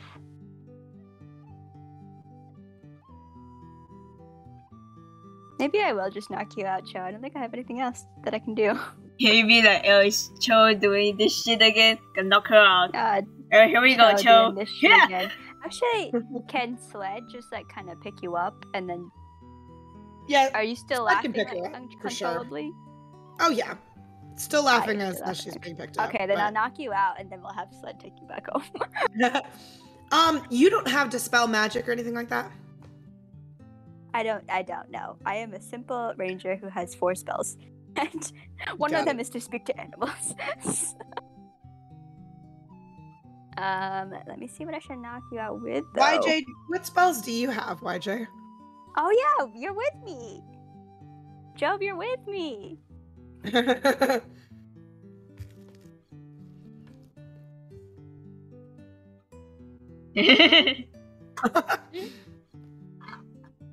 Yes, to answer your question, he kind of accepted. He asked me to D&D prom, and then he said that if I wanted to hold hands, maybe we could.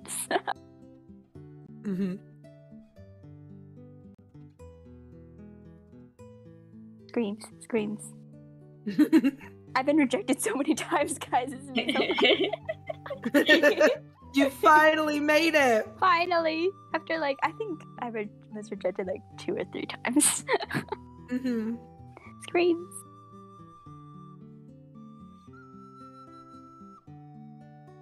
My video game husband.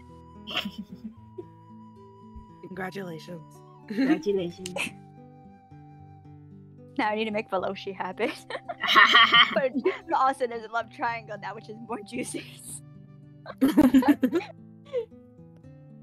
It's so funny too because like Lyra's not like really attempting like anything. She's just kind of just bumbling through, and Valor's just kind of like blushing. My wife the oblivious himbo.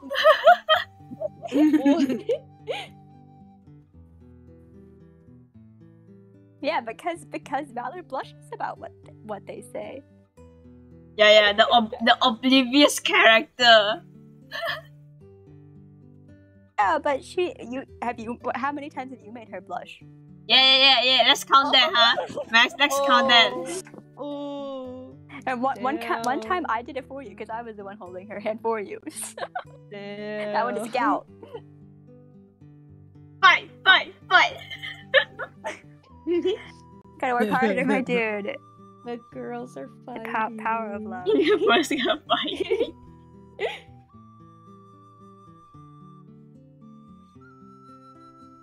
I like how we're waiting to see if I will Yes. knock Cho out or not. I mean, if you want to, despite what magic YJ has, I mean, you can still, by all means.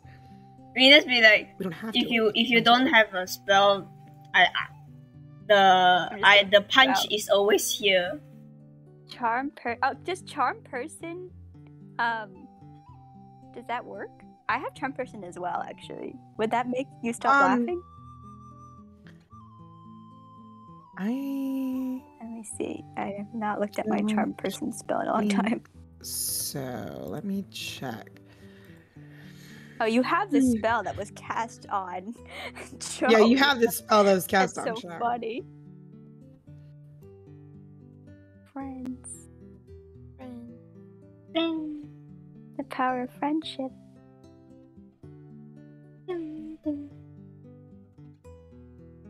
Regards you as a friendly acquaintance. I don't know if it would help. Alright, then we're knocking you out, baby. Bye, knock me out. Wait! I'll use, what should I use? Do you want to be knocked out by my shovel or my iron pot? I'm thinking like,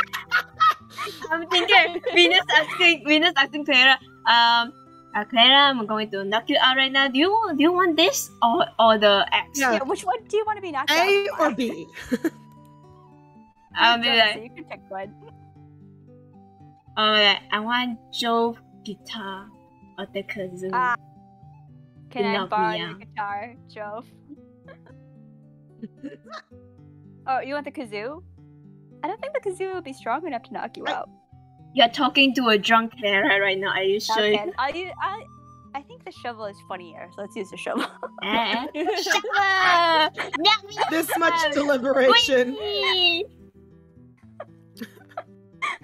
This is not intending to kill, only intending to knock out. Knock out! Okay. Well, because I don't want to, use your instrument to knock Clara out.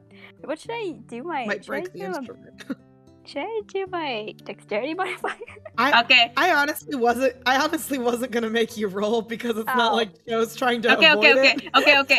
Give it a Like roll. Joe wants to get hit. Give you a roll. If you roll too high, you knock my memory out. Oh no! Oh my god! Oh no! Oh. With my modifier? Go ahead, go. Use your strength. It's for only shovel. I'm giving some Oh, time okay, and my a chance to strength give is you to less. roll My low. strength is less. Roll low. No! Oh my god! I do not remember what did I do. So this night is all a blur to Clara. Oh, no. Clara will have no memory of the redheaded lady. Only Vicky does. Or what did she talk about with Mouse Edgeworth? And what did she met Mouse Edgeworth? You don't even know who Miles Edgeworth is. Who's Miles Edgeworth? Yep, you forgot everything. You have Wow. forgotten everything. Fun. Good going, Vicky. Good going. We'll have Sled pick you up and bring you back to sleepy times. Sleepy. Yeah, so Sled easily picks you up, yes. You guys head back to the inn. You guys rest up for the night. Cho, you wake up in the morning with the biggest hangover ever. You like you don't even know like why you have a hangover. You're like, did I drink? Probably, but I feel like I got hit by a truck. That kind of thing with absolutely no recollection. I will simply not say a word. And Venus is very silent about the entire thing. But I will tell you that Phoenix asked me to D&D prom. Oh, nice. Give us a thumbs up. Hell yeah. As she's like suffering and being like, why does my head hurt so bad? I'm counting my think fingers. that They're was- chop any of my fingers when I'm drunk. Yeah, I think all I can say is that was your own fault. Is all I can say. And you have nothing to Valid. defend yourself there. Because you don't Valid. remember. Very nice. If I'm Clara, I would do that. Good. Now, breakfast. Hangover is hurting. As you guys are heading for breakfast, this is about the time that you guys have like a scritch at the window of your inn room. And when you guys turn to look out the window, there is a very familiar little rat that is standing outside the window waving at you. Mushika is there. Mushika! Oh, Let's let him in! Mushika! Mushika's like, gosh, hi. Wow. So it's been a while since I've seen you guys. Hey, you know your part of your group ain't here. They're all over in the but surrounded by a bunch of frog people. You know this? I did hear. We did know that they were to go to Gripply Village. That's what the witch lady, forgot her name, Morgana. Morgana, She yeah. told us. But I didn't know that they were among frogs. Among Us. Among us. It's over Among there. Us. I didn't know they were among us. Among Us. Among Us. So Mushika is like, yeah, well, that's where they are. But they were able to find us and tell us what we need to tell you. So, I guess I got a kind of little map for you if you want to know how to get to Gripply Village. But, and he puts his paws behind his back, and with his like toe paw, he does a little circle into like the grain of the wood on the windowsill. And he's like, but, in exchange, Alright. got any Yeah. rations for me? Like, have breakfast with us, dude. Instead of just having rations. You want an actual food this time? Yes. Oh, then let's go.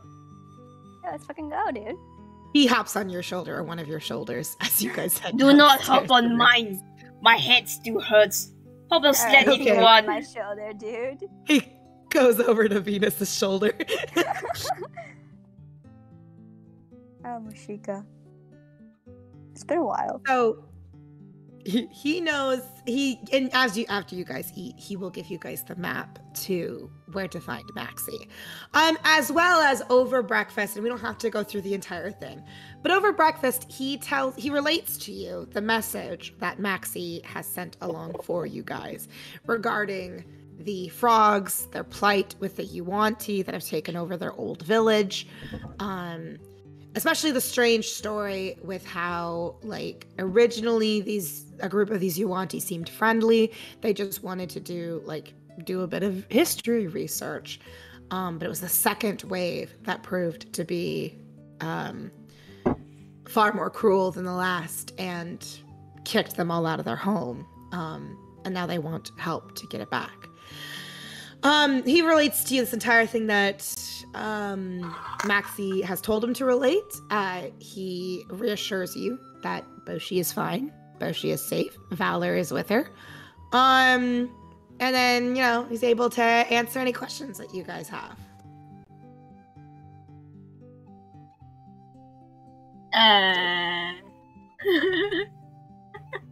Well, I think If you guys have that. I think we already have our question answered in Max session, so I guess we just learned what happened in Max's session. I guess, Right. From Yeah. Mushika. Okay. Interesting. I don't know if I should ask him this out in the open like this. I'll ask him later if he knows about Kristoff. Okay. Yeah. And ask them about red hair. Yeah, pretend that I don't know about the red hair girl. Oh yeah. Do you know? Yes, Christopher. Christopher. We're gonna call him Christopher from now on. Phoenix mentioned him. And apparently that's the reason why he and Edgeworth have not been speaking to each other. And Dahlia is also here. And Dahlia showed up as well while Cho was drunk. Cho was drunk and looking for me and ran into Dahlia. And Venus knocked out my memory. And then I knocked out your memory of it. Do you so wait, when I saw Dahlia from the distance, was she wearing like what she usually wears, like with her like white dress and like all that stuff? You didn't really get a good look. From a distance, the main thing that stood out to you was like, that is very bright red hair, like unnaturally bright red hair. Mm-hmm. So Mashika, have you ever seen a lady with like a really bad hair dye job where her hair is like completely red? He thinks about that and he goes, I mean, lots of people dye their hair red. That's just kind of a thing people do. Man, really bright red. Like really bright. Like uncanny. Probably. Baldur's Gate's pretty big. There's a lot of people there. Are you talking about somebody in Baldur's Gate? Oh no, Candlekeep. No, we saw them here in Candlekeep. Maybe we'll ask your rat brethren if they know. Anybody? Maybe they might know. I could ask them for you too if you want. Yeah. Yes, sure. Actually, maybe you should just go to Phoenix himself and just relay whatever message Phoenix wants to send to Edgeworth. Is this Phoenix guy gonna have more rations for me? Likely. We're gonna give you ration instead. Yeah, we'll give it to him. We'll give you rations in his stead, I guess. Okay, you got a deal. Sounds good. So he'll definitely go scurry over to Phoenix. If he's like, what? Choosey's gonna be like, oh my god! What kind of talking right? This is just like Ratatouille. Yeah, this is just like that movie. And Phoenix is like, you know what movies are too?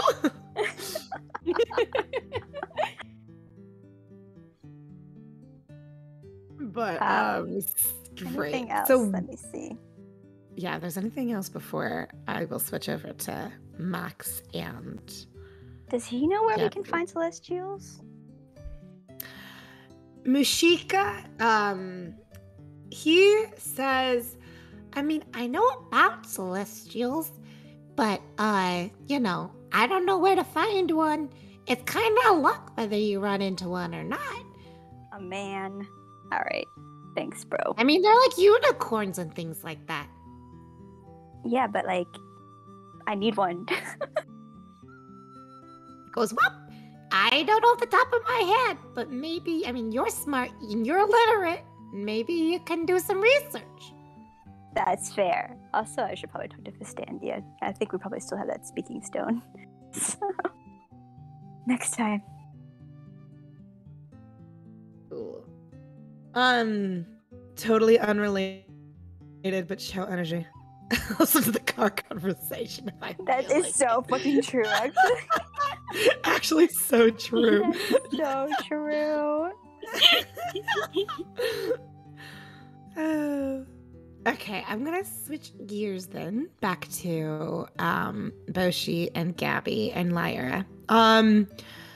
I won't make you guys go through that crab maze again. Gabby will say that your method of getting past it the first time works for the second time, as you guys are bringing the Yuan-Ti into the village. We will pick right back up from where you deliver the Yuan-Ti to the Pond Mother. One of you guys, I don't care which one, but one of you guys just roll a flat d20 for me just to check something. Gabby, are you feeling lucky today? I'm asking. I don't know. I mean, Oh my if you want me to roll, I can try. My rolls have not been great. Okay, I'll roll that. Just a d20. Just a d20. No modifier, no nothing. It's just basically kind of like Oh! Oh, okay. Yeah, I put the right trust in you. Woo! 18. Okay. So this, you guys are fortunate that as you bring the Yuan-Ti into the Pond Mother, this Yuan-Ti is still out cold. It has not begun to stir. It has not begun to wake up yet. So you guys still have time, you know, to make any plan that you want. If you want to make a plan before it wakes up. As you bring the Yuan-Ti to the Pond Mother looks at it, and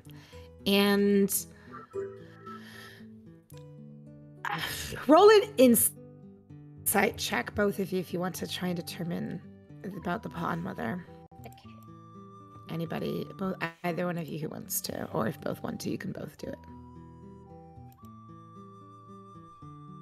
You're so unlucky today, Max. You're so unlucky.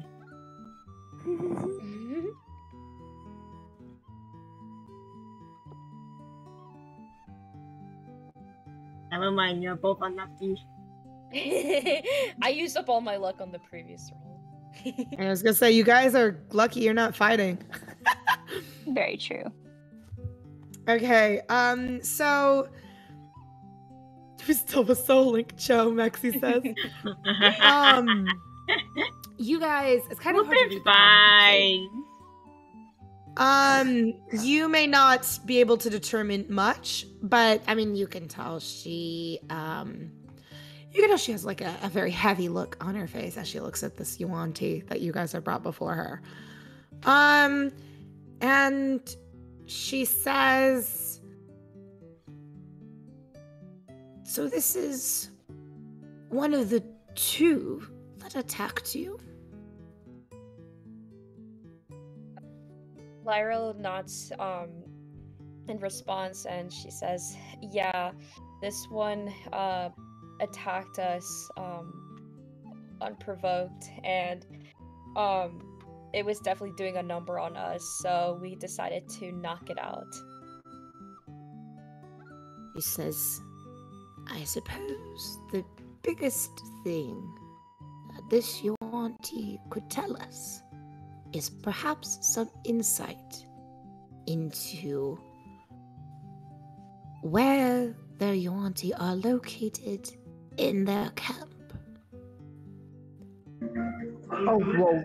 I don't have the earrings. I don't know what she's saying.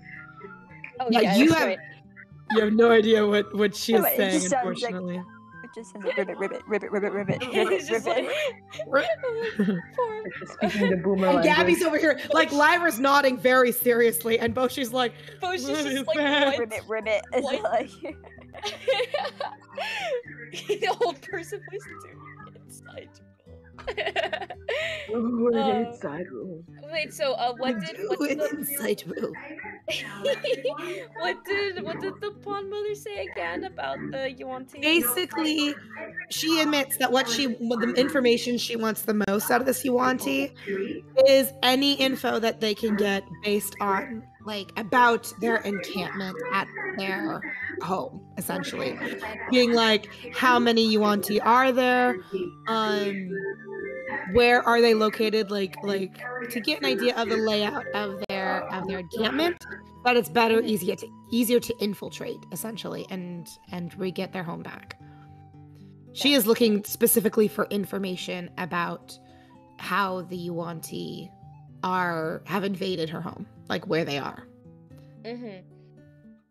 So, Lyra listens and she asks, well, why don't we, well, obviously this Yuan-Ti's still knocked out, so it can't really give us any information, so, why don't we, like, why don't we imprison it and wait for it to wake up, and then we can interrogate it, we can get any information we can about, where they're located, if it decides to talk.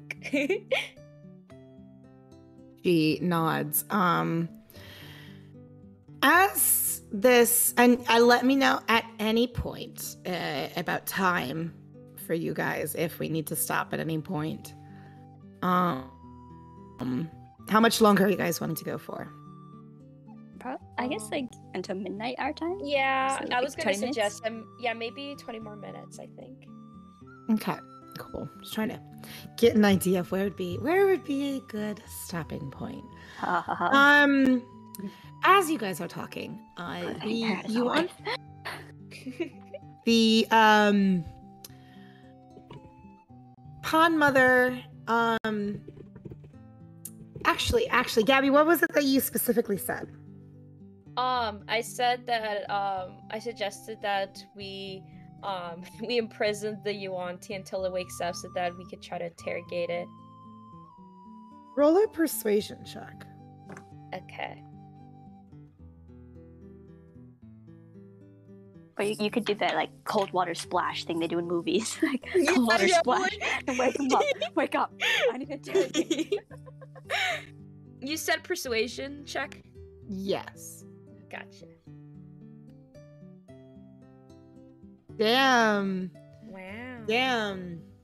She hums a little bit and then looks at you, Lyra, and she says, "Have you had experience before with interrogations, as you put it?"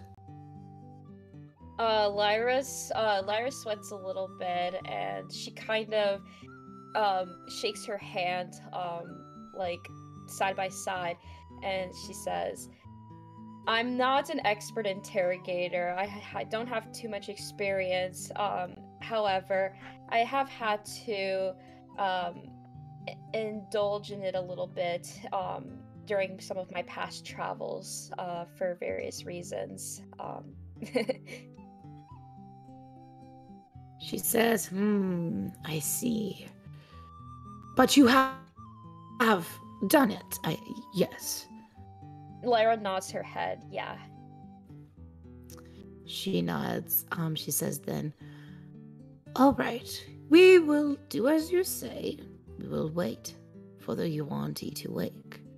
And then, once it does," and she looks at you, Lyra, because you rolled so high, and she says, "Once it does, perhaps you would do us the honor of interrogating it for us." Lyra nods her head, a little nervous that this all rests on her, but she has had a little bit of experience in interrogation before, so she feels confident enough that she will hopefully be able to get something out of the Yuan-Ti. So she nods her head and replies, "Yes, absolutely. I will do my absolute best to see if I can get anything out of it." She nods and she says, "Then it is done, and I entrust it to you." So the other, with more croaking and primordial, she instructs her other Ghibli. They grab the Yuan-Ti that you guys have captured. And the Pond Mother moves only out of the way, essentially, because they tie the Yuan-Ti that you have brought to the center post of this little what would you call it? This like little structure that you are in. They tie the Yuan-Ti that you have captured to the center post of it. So the Pond Mother moves out of the way. And so she sits to the side. And as there's a general hubbub and moving around, I imagine like Valor and Boshi kind of inch towards you, Lyra, and both of them are like, so what just happened? Lyra grins a little bit as she starts explaining what will happen next. "Oh, so basically, I was talking with the Pond Mother, and we're going to wait till the Yuan-Ti wakes up, and I am entrusted on interrogating it to see if we can get any information." As Lyra grins, almost a little maniacally. Oh, Information on what though?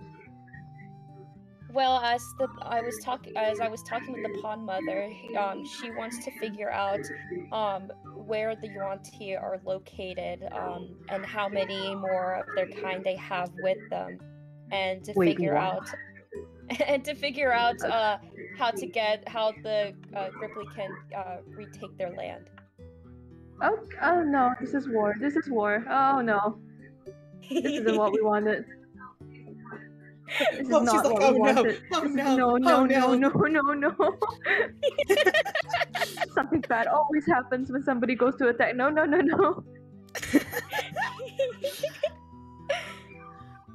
As you guys are talking, and hushed to each other, there's a bunch of movement around as the Gripplies are all preparing for something. Roll an insight check, both of you guys.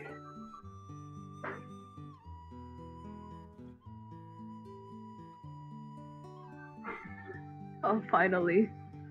A good roll, Maxie. Oh, I always forget to put the D. You always forget your D. Yep. You left it at home on accident. Damn, Gabby. Oh, dang. Okay. Damn. Hey. Both of you guys, as you are watching, both of you guys get the idea that there's a lot more movement around than you anticipated for this. You start noticing that these Gripply are doing things that seem a little bit strange. You notice that they are bringing in a very small table that's very thin. And they set it up beside the Yuan-Ti that is tied to the center post. They seem to be carrying about a bunch of tools with them. And then laying them out on the thin table beside the Yuan-Ti that is tied. And all along, they're murmuring to themselves, croaking to themselves, very hush-hush. One Gripply comes up to you, Gabby, Lyra, and offers you some gloves. And, oh my god, give me back my earrings. At the very end of this when everything is all the dust has settled and they stopped moving, at the very end, one of the Gripply comes up to you and very reverentially holds up to you what kind of looks like and you notice with your high roll, with your high insight check, Gabby, you get the feeling that there is more to this particular thing that they're giving you than just the fact that it looks like a dagger. You notice that it is very carved in its hilt with kind of what looks like these runes or very cylinder shapes. So it's different symbols that you really don't recognize that are in the hilt of this dagger that they hand you. But they hand you it one Gripply bows to its knee or bends the knee and then holds up this dagger to you.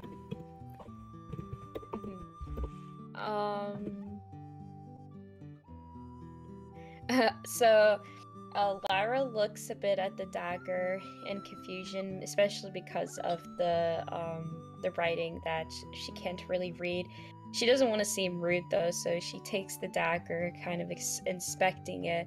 But she's even though she did agree to do this interrogation, and while she is definitely wanting to get some information, she's a little concerned how far this interrogation might go, especially considering now that she's holding and inspecting this dagger. But you do take it? Yeah, I do take it to examine it, because Lyra is curious, especially with the writing that's on the hilt. Go ahead, and if you want to investigate it, I am going to actually have you roll.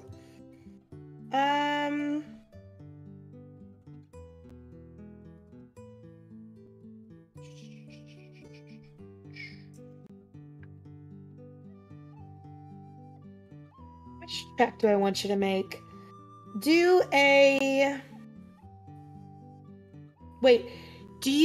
Which languages do you speak again? Common, Elvish, and Draconic. Okay. Roll an investigation check. Okay.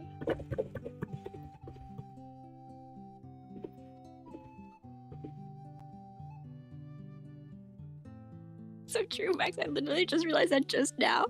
Gabby's like giving us like all the insight as to exactly what Lyra's thinking, and we're just like, all right. We just move on. We're like, yeah, okay. Maybe we It's our turn, should. but just like talk. Maybe you just should. like, Maybe we should do that more often. if you want to, it doesn't really matter either way. I think. Yeah. Yeah. I think I'm so There's used many to, not many saying different ways anything. of playing.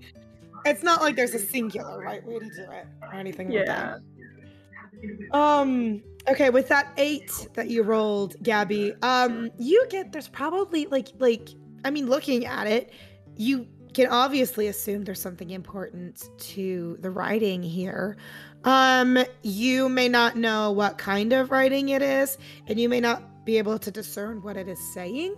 But I mean, it doesn't take a rocket scientist to put together that this must be more of a ceremonial dagger than a like super powerful one. If that makes any sense. Mm-hmm. I see. So Lyra continues to look at it and, sort of realizing that it's probably definitely more important. She holds it carefully and she holds on to it since they gave it to her, to make sure that it is safe until the interrogation begins. Great. With your high insight check that you rolled earlier, because you rolled a nat 20 for that insight check, you can definitely tell, as soon as you pick up the dagger, the Gripply that, handed it to you stands up, shuffles over to the side. All the Gripply, in fact, that are in this room are up against the walls. They give you a wide berth. You have the floor as you are, if you want, allowed to step forward and up to the Yuan-Ti, as it is starting to wake up. You get an idea. I mean, all of their eyes are on you. They're waiting for you to do something. There's an expectation in the air about exactly what you should do. And you probably already have an idea. Mm-hmm. So you said the Yuan-Ti's starting to wake up. Yes, the Yuan-Ti is starting to wake up. Okay. So putting the dagger against her belt, holding onto it, she walks up to the Yuan-Ti, who looks confused as he's waking up. And Lyra tries a simple approach. She smiles and so she smiles at the Yuan-Ti and is like, oh, so I see. Wait, how does that? I'm sorry. This is just how does that one line it's from Skyrim? Are you talking about Skyrim? Yeah, it's you're finally. I knew exactly what you were quoting. That's so funny. Lyra invents Skyrim. Lyra invents Skyrim in D&D. That's all for this week, folks. But basically, Lyra walks up and smiling, and she's like, "Ah, so you're finally awake." I guess it's the Yuan-Ti's trying to discern where the fuck it is. Because you finally woke up. I think that's it. I think you're right, Oh, yeah, YJ. You finally woke up. Yeah. Yeah. I am going to go ahead and before this interrogation gets in full swing, is this a good point that you guys would like to stop before next week? I think it is. You finally awake. Yeah, we end on Lyra accidentally inventing Skyrim. Inventing Skyrim. Inventing Skyrim before it was made. Also, YJ, yeah, that's all I know about Skyrim as well. This is literally the only thing I know as well. It's so funny. The thing I know So about I see, Skyrim the funny is that thing that is one. I have. Oh, what? Nah, nothing. Go on. Oh no, I have like tried to play Skyrim multiple times, and like I get so far, I get to a certain point in it, I get a few hours, whatever, you know, and then I always lose interest. Yeah, I feel like I watched a playthrough, like the first episode, and I never watched any more of it ever again. I've Yeah, never seen anything Skyrim. I don't there's remember some it things that that are well. cool. Like there's some side quests that are really fun, but like that's it. Max. I couldn't. I got so confused about the main story. I was like not sure where I was supposed to go, what I was supposed to do at any point in time. But I did know about the side quest, like the one that lets you join the assassins group. That was really cool. But yeah, that's it. Oh right, I literally hired YJ to play mood music for me when I confessed. Literally. Wait, Vicky, are you saying that K-pop, that K-drama music wasn't Jove in the background? Oh, it was. I'm sure it was. I played K-drama OSTs when I confessed to him, so I guess that was you. So I'll pay you next time. Why does Jove know K-dramas? Why does Jove have a kazoo? Why wouldn't he know that? Yeah, why wouldn't he know K-drama OSTs? That's the real question. Mm-hmm. Oh my god, Phoenix. Oh my god. Scream.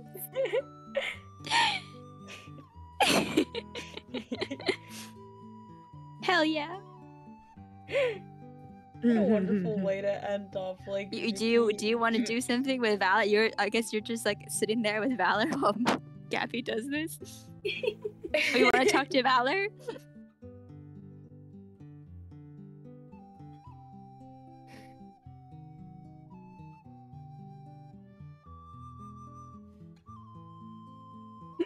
Michael, you could have come in time. And then we added you so many times.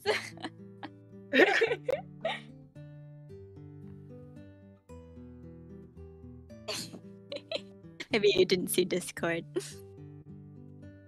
Like the hiccups. Oh. Oh no. Oh no. Your phone is muted. I I actually mute my Discord notifications too, otherwise I have like way too fucking many.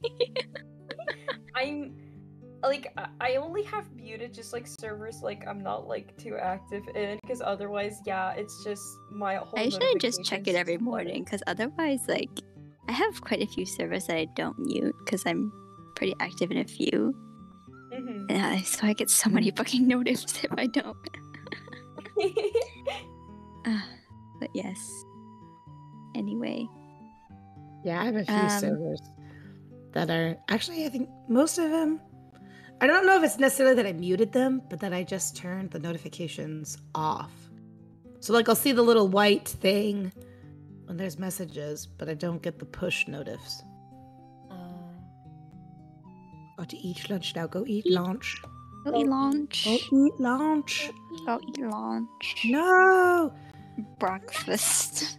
Go eat lunch.